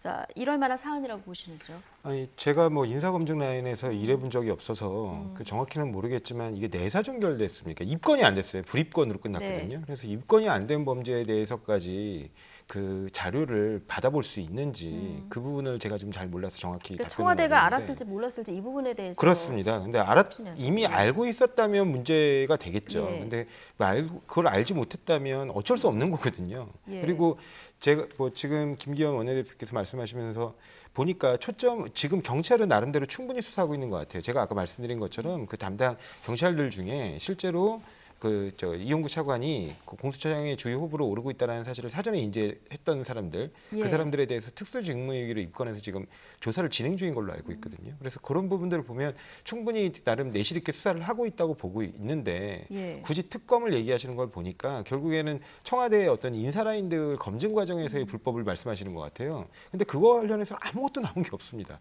근데 지금 벌써부터 그 특검을 얘기한다는 건 결국에는 이 부분 관련해서 그냥 정쟁화하겠다는 거거든요. 정쟁화하겠다는 것보단 아까도 제가 말씀드렸듯이 실제로 이 부분 관련해서 이른바 이 정부의 고위직을 경찰에서 뭐 제대로 수사하지 않고 해태하거나 뭐 그 부분에 대해서 지휘라인들이 관여한 바는 없는지 그 부분에 대한 수사가 철저하게 이루어지는데 초점을 맞춰야지 예. 이걸 자꾸 정쟁화해가지고 뭐 인사 라인까지 뭐 인사 라인에 불법이라는 게 있을 수가 뭐가 있습니까? 심지어 알았다 하더라도 최종적으로 인사권을 가진 건 대통령의 정치적인 판단과 정치적인 책임인 것이지 그게 무슨 범죄 혐의와 관련됐다는 얘기인지 저는 이해하지 못하겠거든요. 근데 그 부분에서 자꾸 특검 얘기를 하시는 걸 보면 이걸 그냥 이런 방식으로 정쟁화로 끌고 가는 건 전혀 바람직하지 않고 이 사건의 의미와 그다음에 향후 재발 방지를 위한 부분에서까지 왜곡을 처리하기 때문에 바람직하지 않은 대응이라고 봅니다. 예. 자, 경찰의 진상조사 수사 지금 이대로 지켜보면 충분한지 이거 하고요. 지금 청와대가 이런 사실을 알고도 임명했는지 여부가 지금 야당에서 제기하는 문제에서 중요한 부분일 것 같습니다. 그러니까 아마 청와대 인사검증의 부실 문제를 지적을 한 거고요. 그러니까 왜냐하면 김혜숙 인사수석과 이광철 민정비서관이 법무부 차관을 대통령이 임명하는 과정이기 때문에 서초서에서는 내사 종결을 했다 하더라도 지금 그 이후에 알려진 보도에 따르면은 서초경찰서에서 내사 종결된 그 사건 자체 서울경찰청의 생활안전과에는 보고가 됐다는 거거든요. 물론 이것도 지금 추후에 합동수사단에서 어디까지 보고가 되는지 확인해 보는 과정입니다. 그래서 당연히 서초경찰서에서는 그 정도 고위급이면은 서울경찰청에 보고하는 게 맞고요. 그리고 생활안전과까지는 보고된 것이 확인이 돼 있습니다. 그러면 서울경찰청 생활안전과에 고위공직자 거론이 되고 있던 당시에 이용구 차관이 내사 종결된 사건이 있었다라고 보고가 됐다면 이게 청와대 인사 라인에 보고가 되는지 안 되는지 저도 잘 모르겠어요. 그게 실제로 그게 시스템이 되어 있는지는. 그럼 어쨌든 만약의 경우 서울경찰청에 보고된 사안인데도 불구하고 인사수석실에서 그 부분을 챙기지 못했다는 것이 이게 직무가 부실한 것인지 아니면 검증 시스템에 문제가 있는 것인지 김기현 원내대표는 만약 그것을 알고도 차관을 서둘러 임명했다고 한다면 은폐에 해당된다는 이야기를 제기하는 거고요. 특검을 바로 하자는 게 아니고 지금 진행하고 있는 경찰의 합동수사본부의 결론을 보고 그것이 만약에 꼬리 자르기로 끝난다고 한다면 우리는 추가적인 의혹을 해명을 요구할 것이라는 이야기이기 때문에요. 지금 중요한 것은 그래서 경찰이 봐주기 수사를 했다는 의혹이 지금 처음부터 제기됐지 않습니까? 왜냐하면 그 다음날 바로 가서 택시기사가 이야기했고 그러면 동영상 안 본 걸로 할게요 하고 정리하고 내사 종결한 사안이기 때문에 근데 6개월 뒤에 지금 이렇게 엄청난 사건으로 커져 있어서 경찰이 초기 단계에서부터 이게 높은 사람이고 훌륭한 사람이다. 또 공수처장으로 거론된 사람이니까 봐줬다는 의혹이 제기되기 때문에 경찰이 어느 선까지 이 부분을 좀 봐줬다는 것을 확인해 주는 게 필요하다. 그다음에 또 하나 제가 꼭 드리고 싶은 말씀은 이게 이제 검찰개혁 일환으로 검경수사권 조정이 돼서 지금 직접 수사의 검찰 수사권이 많이 없어졌잖아요. 경찰한테 상당히 많은 1차 수사권이 있습니다. 그러면 이 사건 같은 걸 보면 정말 현 정권에 가깝거나 현 정권에서 고위직을 노릴 수 있는 사람에 대해서 경찰이 초동 수사에서 이렇게 하는 것이 만약에 맞다면 사실로 드러난다면 국민들이 볼 때 검찰개혁에서 검찰의 1차 수사권을 경찰이 가져가서 과연 믿을 수 있을까 이런 것에 대한 의혹도 분명히 제기될 수밖에 없습니다. 그래서 이런 부분에 대한 의혹을 말끔히 해소하기 위해서라도 지금 뒤늦게나마 경찰이 한 점의 의혹 없이 분명히 밝혀야 한다고 생각을 합니다. 이 사건에 대한 어떤 수사, 진상 조사 외에도 지금 경찰이 수사 종결권까지 갖게 된 이런 상황인데요. 경찰 개혁 문제, 이 문제도 앞으로 좀 들여다볼 대목이다. 이 점까지 지적을 해주셨습니다. 한 가지만 정정하자면 그 경찰이 갖고 있는 수사 종결권은 최종적인 게 아니고요. 이 사건은 수사 종결도 이 사건은 또 그 검경 수사권 조정 전에 이뤄진 사건입니다. 그러면 어떤 차이가 있는? 그러니까 검경 수사권 조정 전에 이뤄진 사건이고 이건 내사 단계였기 때문에 내사 단계. 그런 부분에서 아예 그 예전부터도 검찰이 뭐 지휘할 수 있는 사건 부분이 아니었고요. 그다음에 제가 말씀드리고 싶은 건 뭐냐면 그 검찰에 검사 한 명에 집중된 권한이 경찰 여러 명에게 흩어지는 형태인데 권력은 나눠지면 나눠질수록 견제도 되지만 통제도 어려워집니다. 그러니까 그런 부분 관련해 가지고 예를 들면 검찰이 과거 사건 전체를 쥐고 있을 때 검찰의 검찰 지휘라인 몇 명을 통제하는 게 훨씬 더 정권 입장에서 쉽다는 얘기입니다. 그러니까 이 부분을 그 검경 수사권 조정과 연결지어서 말씀하는 거는 저는 좀 안 맞는 얘기라고 생각을 합니다. 그게 이제 검찰 권력이 비대했기 때문에 수사권 조정이 된 거 아니겠습니까? 그렇습니다. 그런데 지금 수사 종결권을 가지고 참 이런 비슷한 사건이 앞으로 일어났을 때 이런 것이 은폐될 의혹에 대한 어떤 그거는 지적이 있는 것 같습니다. 아까도 제가 말씀드렸듯이 완전한 게 아니고요. 예. 경찰이 그러니까 이 사건은 물론 그 이전이고 그다음에 완전한 게 아닌 게 경찰이 사건의 수사를 종결을 하게 되면 종결해서 자기의 의견을 붙여서 검찰에 보내게 돼 있습니다. 그러면 검찰이 그 사건을 한 달 이내 들여다보고 문제가 예. 있으면 보완 수사를 명령할 수 있거든요. 그러니까 그런 부분들이 있기 때문에 완전한 수사 종결권이 아니라는 겁니다. 예, 알겠습니다. 이 얘기 여기까지 하고요. 다음 주제로 넘어가겠습니다. 어제 민주당 초선 청와대에서 문재인 대통령과 민주당 초선 의원들의 오찬 간담회가 있었습니다. 재보선 참패 이후 반성문을 발표했던 초선 의원들, 최근 조국 전 장관이 회고록을 내면서 초선 의원들이 이 문제를 대통령에게 건의할 수 있을 것이냐, 자, 이 부분 주목됐었는데 어제 이 얘기는 나오지 않았죠. 자, 어제 간담회에 참석한 고영인 의원 인터뷰 내용 듣고 오시겠습니다. 사실 뭐 송영길 대표가 그 전날 우리 그동안 있었던 모든 논의 내용을 총화해서 대표가 한번 발표를 했지 않습니까? 사과를. 그러니까 사실은 저희들이 물론 그거에 대해서 뭐 적절한 사과였다 이런 의견도 있고 왜 쓸데없는 그런 사과를 왜 지금 또 하냐 뭐 이런 게 있는 건 사실이에요. 그렇지만 전반적인 분위기는 이제는 이러한 것을 가지고 질질 끓는 문제가 아니라 정확하게 대표가 사과를 했으니 일단락 짓고 앞으로는 국민의 고통을 보면서 좀 정책 대안 중심으로 가서 유능한 우리의 모습을 보이는 게 여당으로서의 모습 아니냐 이런 쪽으로 좀 방향이 좀 이동되고 있다 이렇게 보시면 되겠습니다. 자, 어제 가기 전부터 조국 사태에 대해서는 언급하지 않기로 이렇게 얘기를 하고 갔다고 합니다. 이제 지금 설명을 들어보면 일단 대표가 사과를 했고요. 이거 이제 일단락 짓고 정책 대안 중심으로 가야 한다. 초선들 의원이 여기에 이제 모아지는 것 같습니다. 언제까지 과거에 갇혀 있을 거예요? 그건 정부 여당으로서 굉장히 무책임한 행동이거든요. 당연히 정부 여당은 국민들의 민생을 챙기고 그다음에 이 대한민국이 앞으로 어떻게 나아가서 국민들에게 좀 더 발전된 모습으로 국민들의 복리민복을 챙겨나갈 것인가 그런 부분에 신경을 써야지 과거의 어떤 특정 사안에 대해서 이미 이제 그 재판 심지어 재판까지 진행 중인 사안에 대해서 거기에 매여가지고 아무 일도 못하고 앞으로 나아가지 못한다고 하면 그 자체로 정부 여당으로서 굉장히 부적절한 행동이죠. 그래서 이번 송영길 당대표의 사과문을 보면 거기에 모든 내용들이 다 나와 있다고 봅니다. 왜냐면은 이제 과거에 너무나 당연한 것처럼 누려왔던 것들이 일반 국민들 입장에서는 굉장히 접근하기 어려운 특혜를 사실상 누려온 것일 수도 있다는 거에 대한 내부적인 반성을 통렬하게 한 것이고요.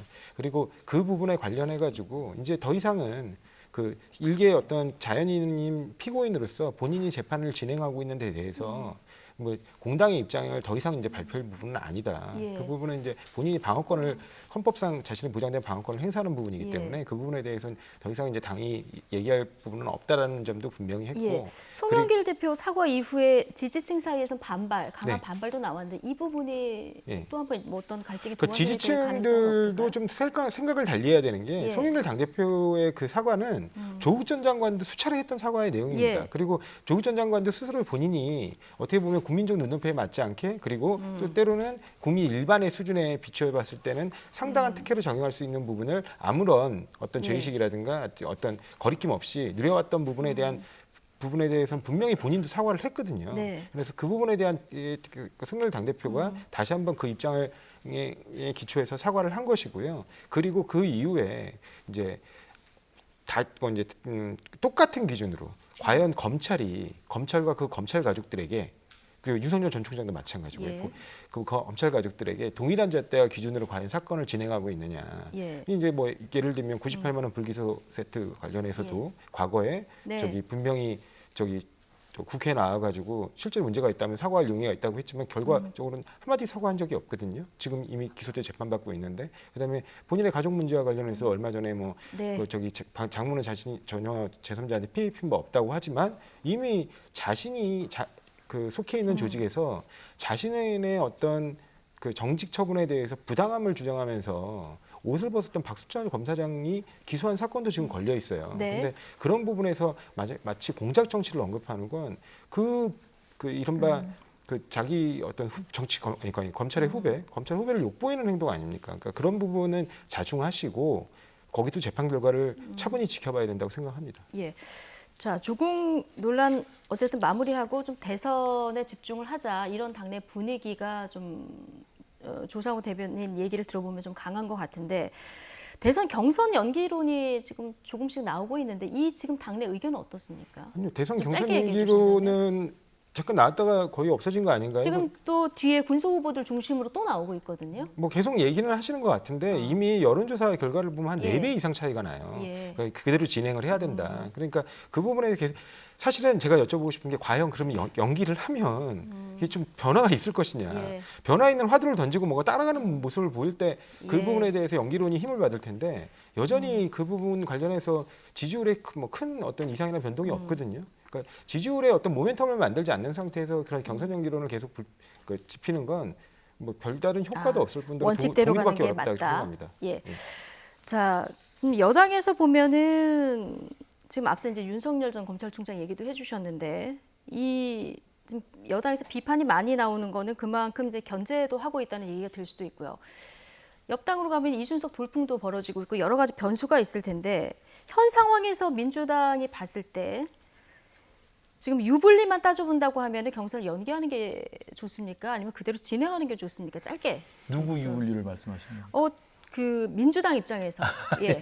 선거 전략으로 봤을 때. 민주당 유불리는 뭐 제가 계산해서 말씀드리기 개인적인 거 말고요. 그냥 민주당. 근데 뭐 민주당의 유불리를 따져보면 지금 후발주자들이나 지금 뒤처지고 있는 주자들이 경선 연기를 하는 것은 본인이 더 따라갈 수 있는 추격할 시간을 달라는 의미도 있지만 예. 명분은 뭐냐면 민주당의 대선 후보가 조기 가시화되는 게 불리하다는 거예요. 논리 자체가. 예. 왜냐하면 9월에 민주당은 확정이 되고 국민의힘은 11월 달에 되기 때문에 2달 전에 미리 허벌판 혼자 나가서 집중 공세를 받을 텐데 뭐하러 하겠느냐라는 논리이기 때문에 유불리는 제가 잘 계산할 수 없습니다만 예. 논리상 조기 가시화, 대선 후보의 조기 가시화가 불리하다는 논리를 깔고 있다는 이야기 말씀을 드리고요. 네. 아까 말씀드렸던 그 윤 총장에 대한 동등한 수준의 검찰 수사는 제가 볼 때 두 가지 점만 말씀드리면 하나는 조국 전 장관은 본인이 공범으로 기소된 사건입니다. 예. 가족 비리에 같이 공범으로 확인이 돼서 기소가 돼서 재판을 받고 있고 윤 총장 가족 사건 윤 총장하고는 사전에 알지도 못했던 사건 아니겠습니까? 또 하나는 윤 총장 사건을 같이 하자고 하면 네. 검찰개혁의 명분으로 민주당이 주장했던 게 뭡니까? 조국 사건 때 과잉수사, 표적수사, 먼지털이식 수사라고 그래서 이걸 하지 말자고 검찰개혁하면서 네. 검경수사권 조정 이야기했는데 윤 총장 똑같이 하자. 그럼 제가 볼 때 검찰개혁을 주장하는 민주당 스스로의 모순에도 논리에도 맞지 않나 생각해요. 예, 알겠습니다. 저희가 시간이 한 3분밖에 안 남아서 국민의힘 전대회 얘기 짧게 해보겠습니다. 자, 국민의힘 당권 주자들 어제는 대구에서 합동연설회를 진행했습니다. 당권 주자들 일제히 박근혜, 박정희 전 대통령 언급하면서 당심에 호소를 했는데요.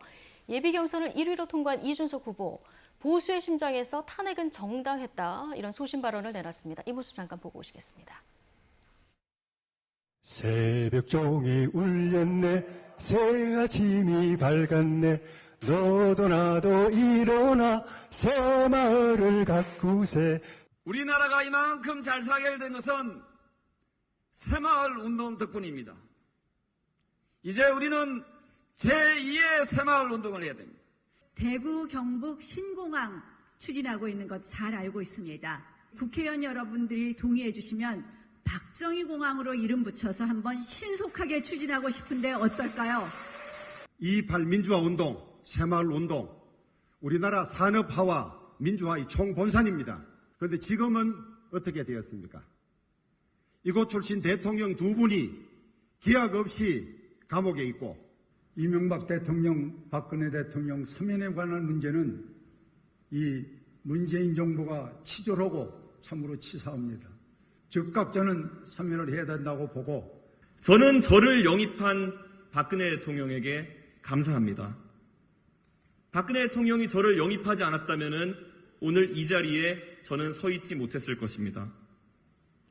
하지만 저는 제 손으로 탄생에 일조한 박근혜 대통령이 호가호위하는 사람들을 배척하지 못해서 국정농단에 이르는 사태가 발생한 것을 비판했습니다.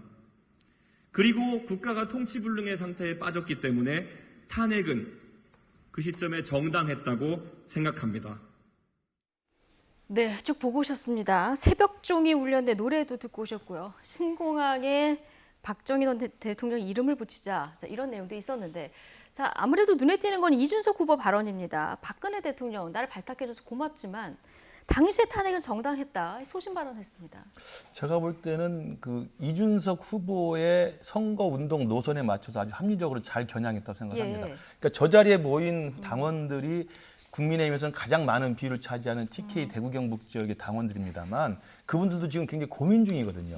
그러니까 일각에서는 TK가 정말 이 박근혜 대통령이나 이명박 전 대통령이 구속돼 있고 탄핵이 잘못됐다고 생각하는 억울하다고 생각하는 분들도 계시지만 또 적지 않은 분들은 이제 탄핵의 강은 건너서 내년에 어떻게든 이 빼앗긴 정권을 다시 가져와야 된다. 그리고 문재인 정권을 심판해야 된다고 하는 내년의 정권 교체에서의 대선 승리에 대한 열망이 더 강하다. 그렇기 때문에 그를 위해서는 일단 과거의 역사는 접고 새로운 변화와 혁신의 당대표로 바꿔야 된다는 이야기를 하는 사람들도 많이 있거든요. 그러니까 저는 지금 저기서 나와서 뭐 새벽종이 울렸네, 새마을운동 노래 부르고 사면 이야기하고 박근혜 대통령 이야기하는 것은 그분들에 대한 향수의 효소에서 표를 얻는 전략 중에 하나이지만 이준석 후보는 저는 두 가지를 같이 했다고 봐요. 박근혜 대통령이 자기를 초대해서 자기가 정치에 입문하게 됐다는 자기 과거 인연을 소환을 하면서 그럼에도 불구하고 탄핵은 정당했다라고 당당하게 밝혔고 탄핵의 강을 건너서 이제라도 내년에 대선 승리를 위해서는 탄핵 문제 가지고 더 이상 왈가왈부하지 말자. 왜냐하면 지금 그 다음 이야기도 하지 않습니까? 여기 방송에는 안 나왔지만 윤석열 총장이 지금 가장 앞서가는 야권의 대선 후보인데 윤 총장이 MB하고 박근혜 대통령을 감옥에 집어넣었다는 사람인데 내가 당대표가 돼서 그러한 역사의 강을 건너야만 윤 총장이 마음 놓고 여러분과 함께 통합을 해서 내년 정권 교체 선봉에 서지 않겠느냐 이야기하고 있는 거거든요. 예, 알겠습니다. 자, 이런 상황에서 지금 여론조사에서 그렇다면 이준석 바람이 계속 될까 안 될까 궁금했는데 자, 어제 나왔던 가장 최근 여론조사를 보면 당대표 적합도에서 이준석 후보와 나경원 후보 격차가 오히려 3배 가까이 좀 벌어진 걸 볼 수 있고요. 지금 계속해서 이어서 보여드리겠습니다만 오늘 갤럽 여론조사를 보면 이준석 후보가 대권주자 선호도에도 처음으로 등장을 했어요. 물론 이제 40살이 안 됐기 때문에 피선거권이 없어서 대선에 못 나갑니다만은 무려 안철수 지금 국민의당 대표보다도 높게 나온 결과치거든요. 자, 조상호 부대변인 어떻게 보십니까? 네, 뭐 저는 이게 굉장히 이 부분에 대해서는 바람직하다고 생각을 합니다. 왜냐하면 지금 이게 정당한 야당이 아니에요. 정당이 아니라 건강한 야당이 있는 것도 굉장히 중요한 문제인데 언제까지 그 과거의 탄핵에 그 어떤 테두리에서 벗어나지 못하는 그 야당의 모습은 사실은 우리 뭐 정당사라든가 정치사에서는 비극이거든요. 그러니까 그런 부분을 털어내야 된다는 점에 대해서 지금 이준석 후보의 이런 태도는 굉장히 옳은 태도라고 봅니다. 그리고 이런 부분 관련해서 보수 유권자들도 지금 이준석 후보의 이 정도 지지를 보내는 이유가 아무래도 이제는 우리도 탄핵의 어떤 그 굴레를 벗어야 된다. 그래야지 다음 집권으로서의 어떤 미래가 있다. 이렇게 보는 것 같거든요. 그래서 그 부분에 대한 그 어떤 정신과 기조를 잃지 않고 잘 밀고 나가셨으면 좋겠고요. 다만 계속해서 우려를 제기하고 있는 이른바 엘리트주의 그런 부분 관련해서 그러니까 그 사회적 약자나 소수자를 배려하지 않는 그러한 부분에 대한 지적들에 대해서 이준석 후보가 진정 청년 정치인이라면 그런 청년도 어떻게 보면 이런 사회적 자본에 기초했을 땐 소수자거든요. 그런 부분들 잘 좀 신경 써서 그 진정한 청년 후보다운 정치인이 됐으면 좋겠습니다. 예, 어쨌든 전체 정치권에 좀 바람직한 현상이다. 네. 이 바람을 타고 30대 보수 정당의 대표가 나올지 아니면 중진들의 뒤집기가 막판에 있을지 저희가 이 소식은 다음 주에 결과를 전해드릴 수 있을 것 같습니다. 자, 조상호 더불어민주당 전 상근 부대변인 그리고 김구식 국민의힘 전 비전전략실장 오늘 두 분과 이야기 나눠봤습니다. 고맙습니다.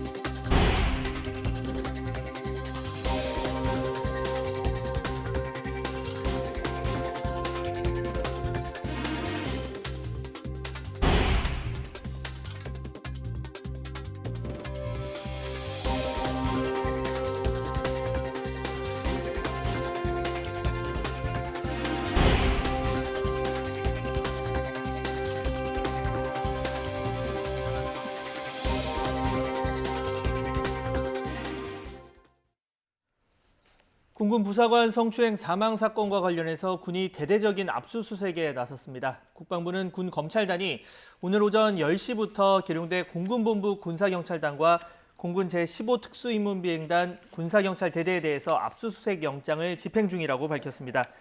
공군 군사경찰단은 이 가해자의 휴대전화나 사건이 발생한 차량 내부의 블랙박스를 제때 확보하지 않아 부실 수사를 벌였다는 의혹을 받고 있습니다. 공군 제15특수임무비행단은 피해자가 사건 이후 2달여간의 청원 휴가를 마치고 옮겨온 부대로 출근 전부터 간부들로부터 사소한 일로 질책을 받는 등 피해자가 압박에 시달렸다고 유족들은 주장해왔습니다. 이에 따라 군 검찰은 제15특수임무비행단이 피해자 보호에 미흡한 부분이 없었는지를 확인할 계획입니다. 더불어민주당 송영길 대표는 공군 성추행 피해 사망 사건 관련해서 억울하고 비극적인 사건에 대해서 너무 가슴이 아프다고 밝혔습니다. 송 대표는 아침 회의에서 오늘 아침 서욱 국방부 장관과 통화해 한 점 의혹 없는 철저한 수사를 당부하고 유가족에 대한 배려를 부탁했다며 이같이 말했습니다. 백혜련 최고위원은 신고 석 달여 만에 피해자가 사망하고 사회적으로 이슈가 되자 가해자를 구속한 것은 군 사법경찰이 사실상 사건을 덮은 것이라고 지적했습니다. 이번 사건과 관련해 국민의힘은 대통령의 사과와 국방부 장관, 공군 참모총장의 경지를 촉구했습니다. 국민의힘 김기현 대표 권한대행은 이번 사건은 성범죄뿐 아니라 조작과 은폐가 일상화된 우리 군의 민낯이 그대로 드러난 군정농단 사건이라며 이같이 말했습니다. 특히 공군 수사관이 피해자의 극단적 선택을 단순 변사로 보고했다는 점에서 군이라고 부르기 민망할 정도로 통째로 썩었다면서 국군 통수권자인 문재인 대통령도 방조 책임에서 자유롭지 않다고 강조했습니다. 네, 오늘 오전 9시 50분쯤 경기도 고양시 일산 동구 장항습지 입구 부근에서 지뢰가 폭발했습니다. 이 사고로 50대 남성 A씨의 오른쪽 발목이 절단됐습니다. 구조대는 A씨를 헬기로 이송해 의정부 성모병원으로 이송해서 긴급 치료하고 있습니다. 사고 당시 장항습지 입구 쪽에서 정화 작업이 진행 중이었던 것으로 알려졌습니다. 관계 당국은 정확한 사고 경위를 조사하고 있습니다. 네, 검찰 고위 간부 인사를 놓고 김호수 검찰총장과 어제 마라톤 회의를 한 박범계 법무부 장관은 아직 최종 인사안이 나오지 않았고 일정도 정해지지 않았다고 말했습니다. 다만 추가 회동 가능성에는 선을 그은 만큼 실무선에서 조율 작업을 거칠 것으로 보입니다. 직접 들어보시죠. 아직 정해진 건 없어요. 또 최종안이 나오지도 않았고, 그래서 인사와 관련된 절차나 내용이 아직 확정되지 않았기 때문에 짐작하기 어렵습니다. 저녁을 먹어야 되기 때문에 음식점이 아니고 회의 공간에서 배달을 시켜서 추가적으로 2시간 반, 그래서 합쳐서 4시간 반 정도는 들어야지 충분한 의견 청취를 했다고 봤기 때문에 총장님께서 하실 말씀이 많으셨습니다. 실무로 다시 만나시나요? 그러지는 않아도 될 듯 싶은데요. 실무 연락도 있으니까.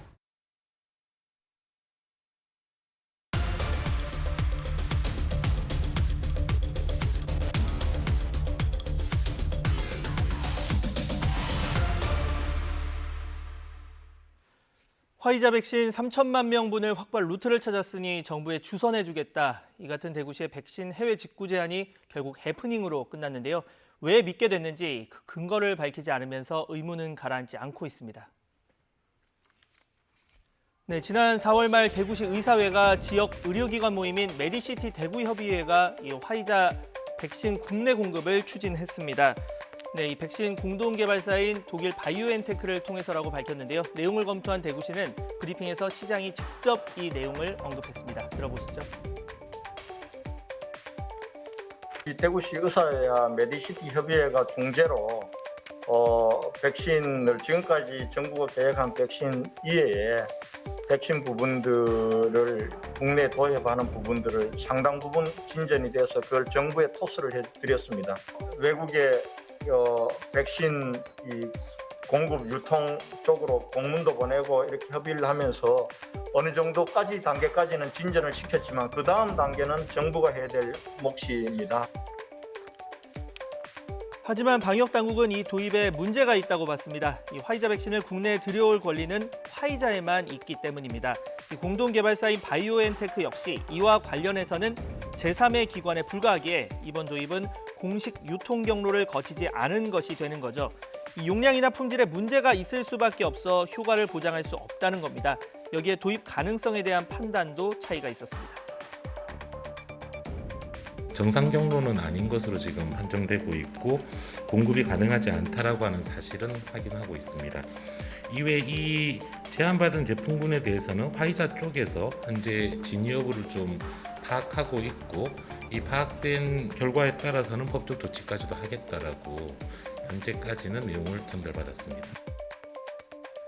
이와 관련해서 여준성 보건복지부 장관 정책부장관은 이번 일을 설명하는 자신의 SNS의 글에 주소는 플로리다, 전화번호는 포르투갈, 홈페이지는 수정 중이라는 태그를 달았습니다. 이 중개업체의 사기 가능성을 암시하면서 그만큼 확인이 부실했다는 것까지 돌려 언급했다고 볼 수 있는 대목인데요. 이 대구시와 해당 단체 모두 속 시원한 해명을 내놓지는 않고 있습니다. 들어보시죠. 우리 메디시티 협의회에서 지금까지 논의를 해왔고 여기에 대구시는 일부 지원해주는 정도였습니다. 아마 자세한 내용은 메디시티 협의회 측에서 특별한 기회가 있으면 밝히지 않을까라고 판단해 봅니다. 본인들이 뭐가 있는 것처럼 이렇게 했는지 아니면 확인이 부실했던 건지 이 부분이 사실 중요하잖아요. 근데 여기서 또 이래 돼버리면 이야기가 또 설명을 해야 되고 해명을 해야 되면은 이야기가 또 길어집니다.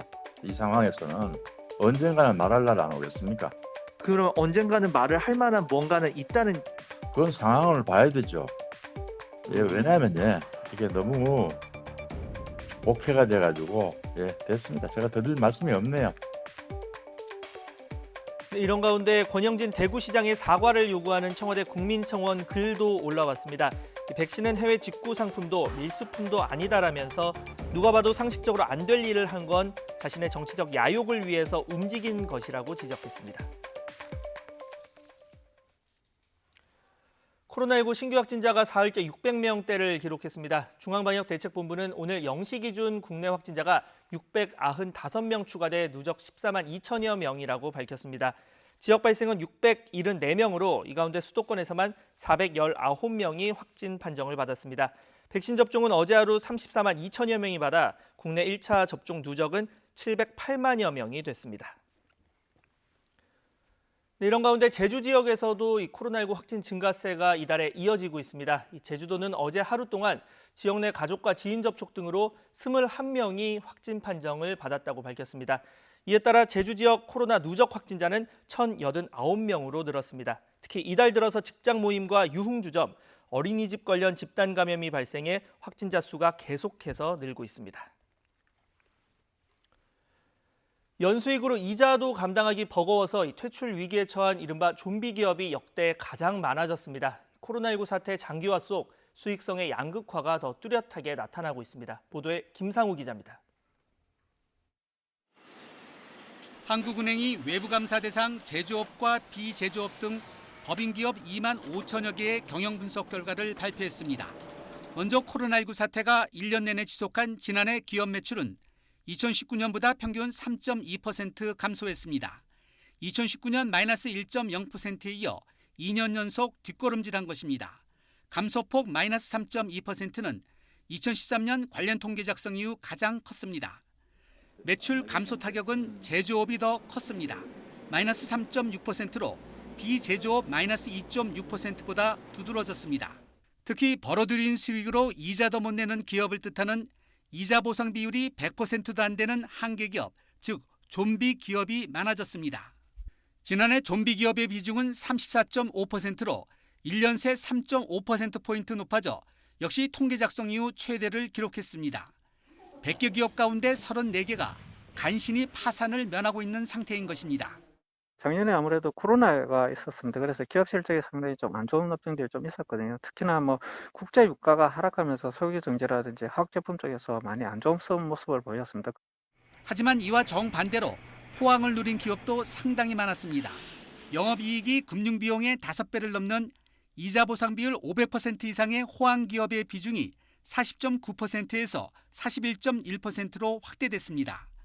코로나19 사태가 장기화하면서 잘 되는 기업은 더 잘 되고 잘 안 되는 기업은 더 안 되는 수익성의 양극화가 뚜렷이 나타나고 있습니다.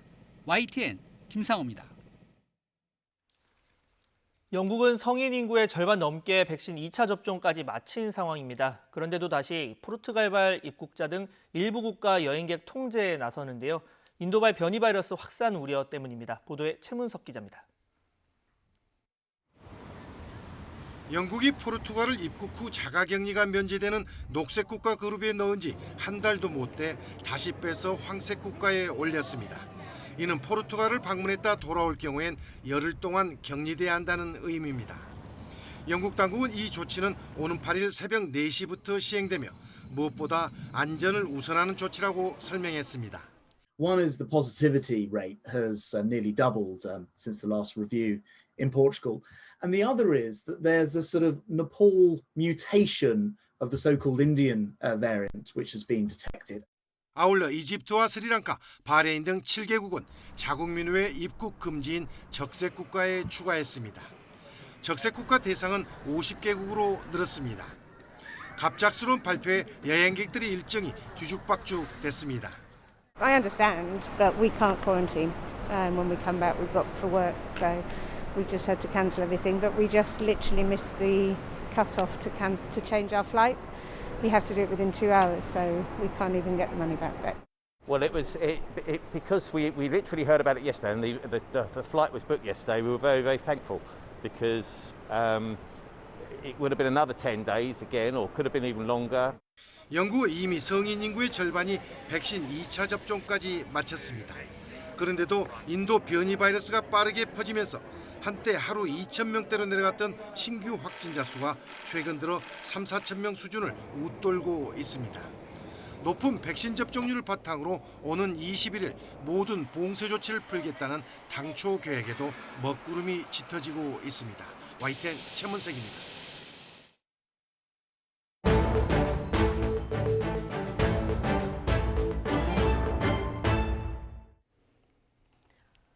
이른바 자연주의 출산으로 유명한 서울의 조산원에서 태어난 아기가 제때 응급처치를 받지 못해서 심각한 뇌 손상으로 치료를 받고 있습니다. 피해 부모는 아이를 방치한 원장의 과실을 주장하고 있는데요. 알고 보니 이 조산원 원장은 과거에도 비슷한 사례로 재판에서 유죄 판결을 잇따라 받은 적이 있었습니다. 자세한 내용 취재기자 연결해서 들어보겠습니다. 김다현 기자. 네, 사회부입니다. 예, 먼저 아기가 태어나던 그 출산 당일 상황부터 좀 보죠. 어떤 일이 있었던 겁니까? 네, 우선 부부가 이 조산원을 찾은 건 지난해 12월이었습니다. 의료 개입을 최소화하는 자연주의 출산을 원하던 부부는 산부인과에서 꾸준히 상담을 받은 뒤 지난 3월 아이를 조산원에서 낳게 됐습니다. 출산 당일 아이 엄마는 극심한 산통을 호소하며 지치고 힘든 모습을 보였는데요. 조산원 원장은 병원에 바로 보내지 않고 직접 회음부 절개술을 진행했습니다. 이후 원장이 봉합술을 진행하는 사이 아이는 한쪽에 방치됐다고 부부는 당시 상황을 설명했는데요. 아이의 울음소리가 작아지고 파랗게 질려가자 원장은 아이 발가락을 바늘로 찌르고 허벅지 등을 때리는 엉뚱한 처치를 이어갔다고 말했습니다. 결국 세상 밖에 나오고 1시간이 지나서야 아이와 엄마는 부근 대학병원으로 옮겨졌고 아이는 한 달 넘게 중환자실에서 입원 치료를 받아야 했습니다. 예.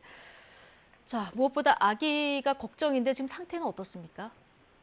네, 부모님께서 제공해 주신 사진을 보면 아이 몸에 치료용 호스가 연결돼 있는 모습 보실 수 있는데요. 아이는 뇌출혈과 기흉, 발작 등 12가지 병명을 진단받았고 언제 뇌성마비가 올지 모르는 상황입니다. 담당 주치의는 출산 당시 아이가 태변 흡입으로 질식 상태에 빠졌지만 제때 기도 확보를 하지 않아 상태가 악화한 것으로 보고 있습니다. 고작 생후 2개월 된 아기는 매일같이 약을 먹고 지금도 계속 뇌파 검사와 MRI 촬영 등 추적 관찰을 이어나가고 있는데요. 적확한 응급처치가 어려웠다면 즉시 병원으로 아이와 산모를 데려갔어야 한다는 지적이 나옵니다. 아이 주치의 말씀 같이 들어보시겠습니다. 원활하게 자기 폐를 사용해서 자기 호흡으로 이행하는 과정이 원활하지 않았을 때 촉발이 되고요. 분만의 과정에서는 그러한 이벤트가 있을 때, 사고가 있을 때 아이를 소생하게 되는 신생아 소생술이라는 것이 굉장히 중요하고 그다음에 신생아를 분만, 출산 하는 과정에서 의료진이 그걸 어떻게 대비를 하느냐가 중요한 것 같고요. 예. 자, 이 이후로 원장의 대처도 궁금한데 부부에게 사과나 연락은 있었습니까? 네, 원장은 매일같이 부부에게 메시지를 보냈다고 합니다. 문자 내용을 보면 아이의 쾌유를 바란다, 미안하다는 내용이 담겨 있습니다. 병원비로 쓰라며 아이 할머니의 계좌로 수백만 원을 입금하려 하는 등 법적 대응만은 말아달라고 호소하기까지 했다는데요. 하지만 자신의 행동에는 문제가 없었다고 주장한 것으로 알려졌습니다. 근데 왜 아이를 그렇게 두셨습니까? 라고 물어봤을 때 자기가 입에 바람을 넣었을 때 아무런 문제가 없었다. 그렇기 때문에 그럴 리가 없다. 라는 식으로 스스로 자신에 대해서 맹신을 한 거죠. 저희 취재진은 원장 측 입장을 듣기 위해 조산원을 방문하고 여러 차례 연락을 시도했지만 답을 들을 수 없었습니다. 예. 자, 그렇다면 조산사는 아예 의료 행위를 할 수 없는 건지 자, 이 부분도 궁금한데 자, 어디까지 허용이 되는 겁니까? 네, 조산사도 간호사 면허를 가진 법으로 규정된 의료인입니다. 의료법을 보면 의사는 의료와 보건 지도를 임무로 하고 조산사는 조산 그리고 임산부와 신생아에 대한 보건과 양호 지도를 담당한다고 돼 있습니다. 또 조산원은 개설할 때 반드시 지도 의사를 정해야 하는데요. 즉 면허 범위 외 의료 행위는 기본적으로 지도 의사의 지시를 받아 진행해야 한다는 겁니다. 지도 의사와 연락이 닿지 않거나 병원과 거리가 너무 먼 경우 등 응급처치를 할 수밖에 없는 특별한 상황은 예외로 둘 수 있는데요. 해당 원장이 지도 의사의 지시를 받았는지는 확인되지 않았습니다. 하지만 근처에 대학병원이 있는데도 1시간 가까이 병원에 데려가지 않고 본인이 제대로 된 응급처치를 할 수 없음에도 독자적인 처치를 해 아이에게 뇌손상이 오게 한 건 명백한 원장의 과실이라는 게 전문가들 의견입니다. 예. 자, 그런데요. 알고 봤더니 해당 조산원에서 피해를 본 사례가 또 있었다면서요. 네, 그렇습니다. 아기 할매로 불리는 해당 조산원 원장은 40년 경력을 내세우며 협회장까지 지냈습니다.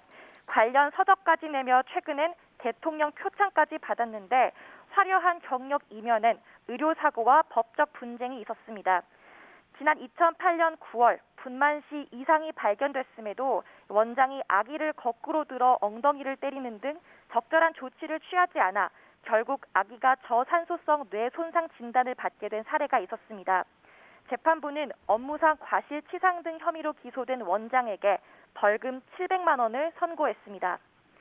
그보다 앞선 2003년 7월엔 제왕절개 수술 전력이 있던 산모에게 무리가 가는 자연 분만을 권유해 결국 자궁 파열로 이어지게 한 경우가 있었습니다.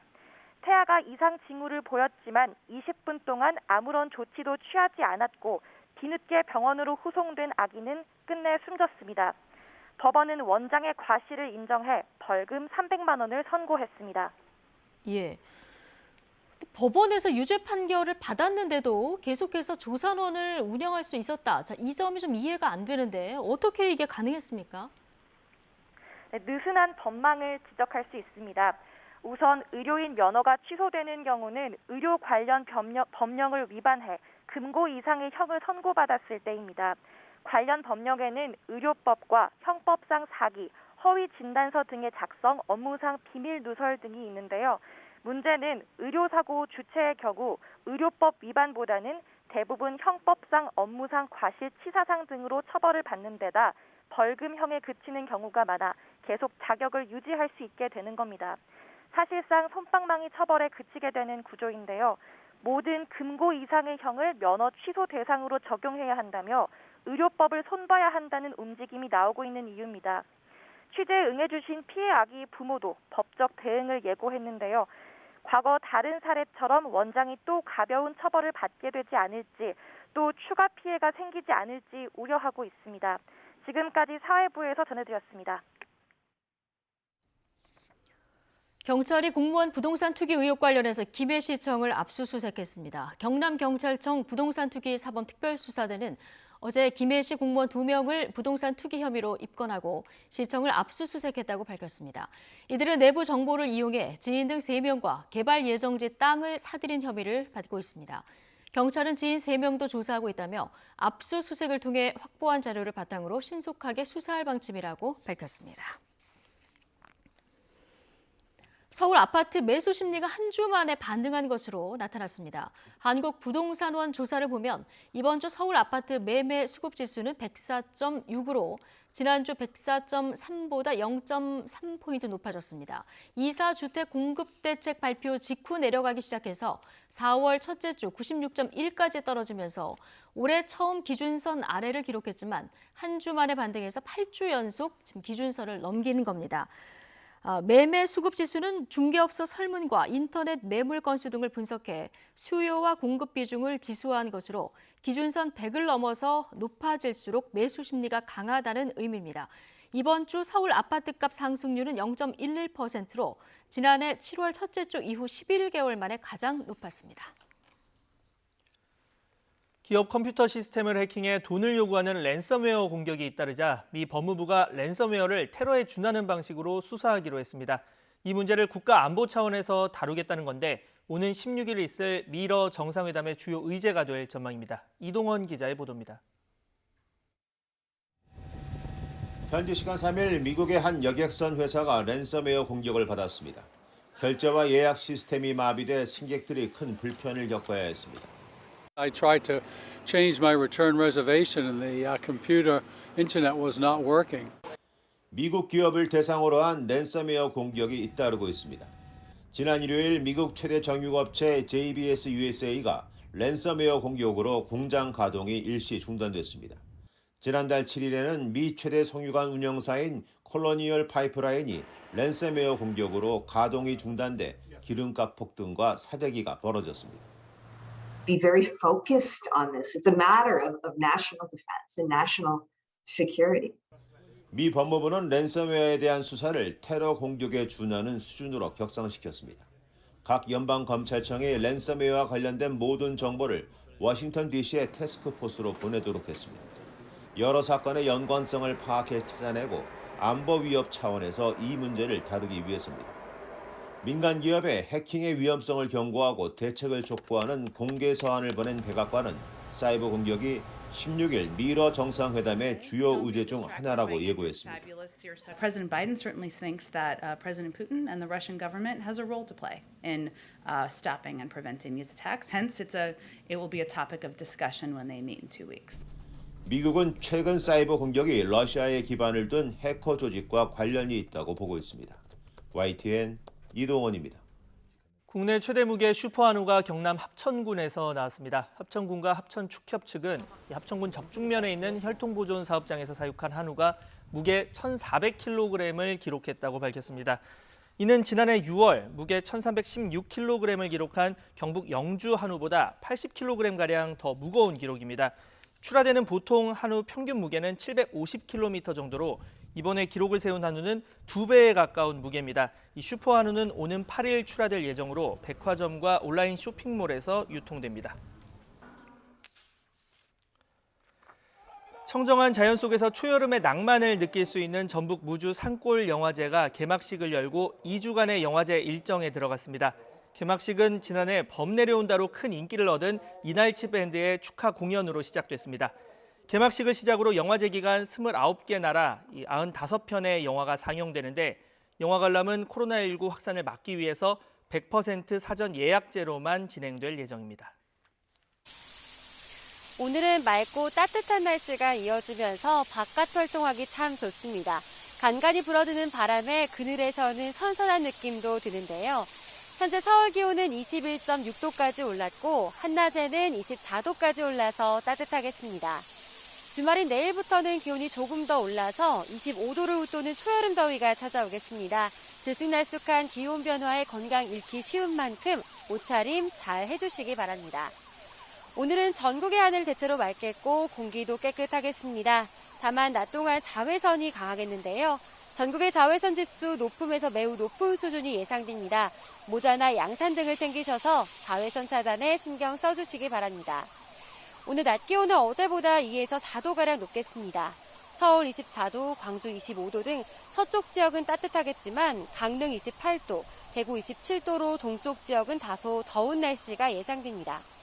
주말 동안 대체로 맑은 가운데 기온은 점점 오름세를 보이겠습니다. 다만 기온이 크게 오르면서 대기가 불안정해진 내륙 곳곳으로는 소나기가 내릴 가능성이 있고요. 현충일인 휴일에는 충청 이남 곳곳에 산발적인 비가 내리는 곳이 있겠습니다.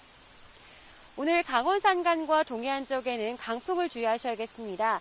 현재 강원 산간을 중심으로 초속 20m 안팎의 돌풍이 관측되고 있는데요. 내일까지도 바람이 무척 강하게 불 것으로 보이는 만큼 시설물 관리와 안전사고에 각별히 주의해 주시기 바랍니다. 지금까지 평화공원에서 YTN 홍나실입니다.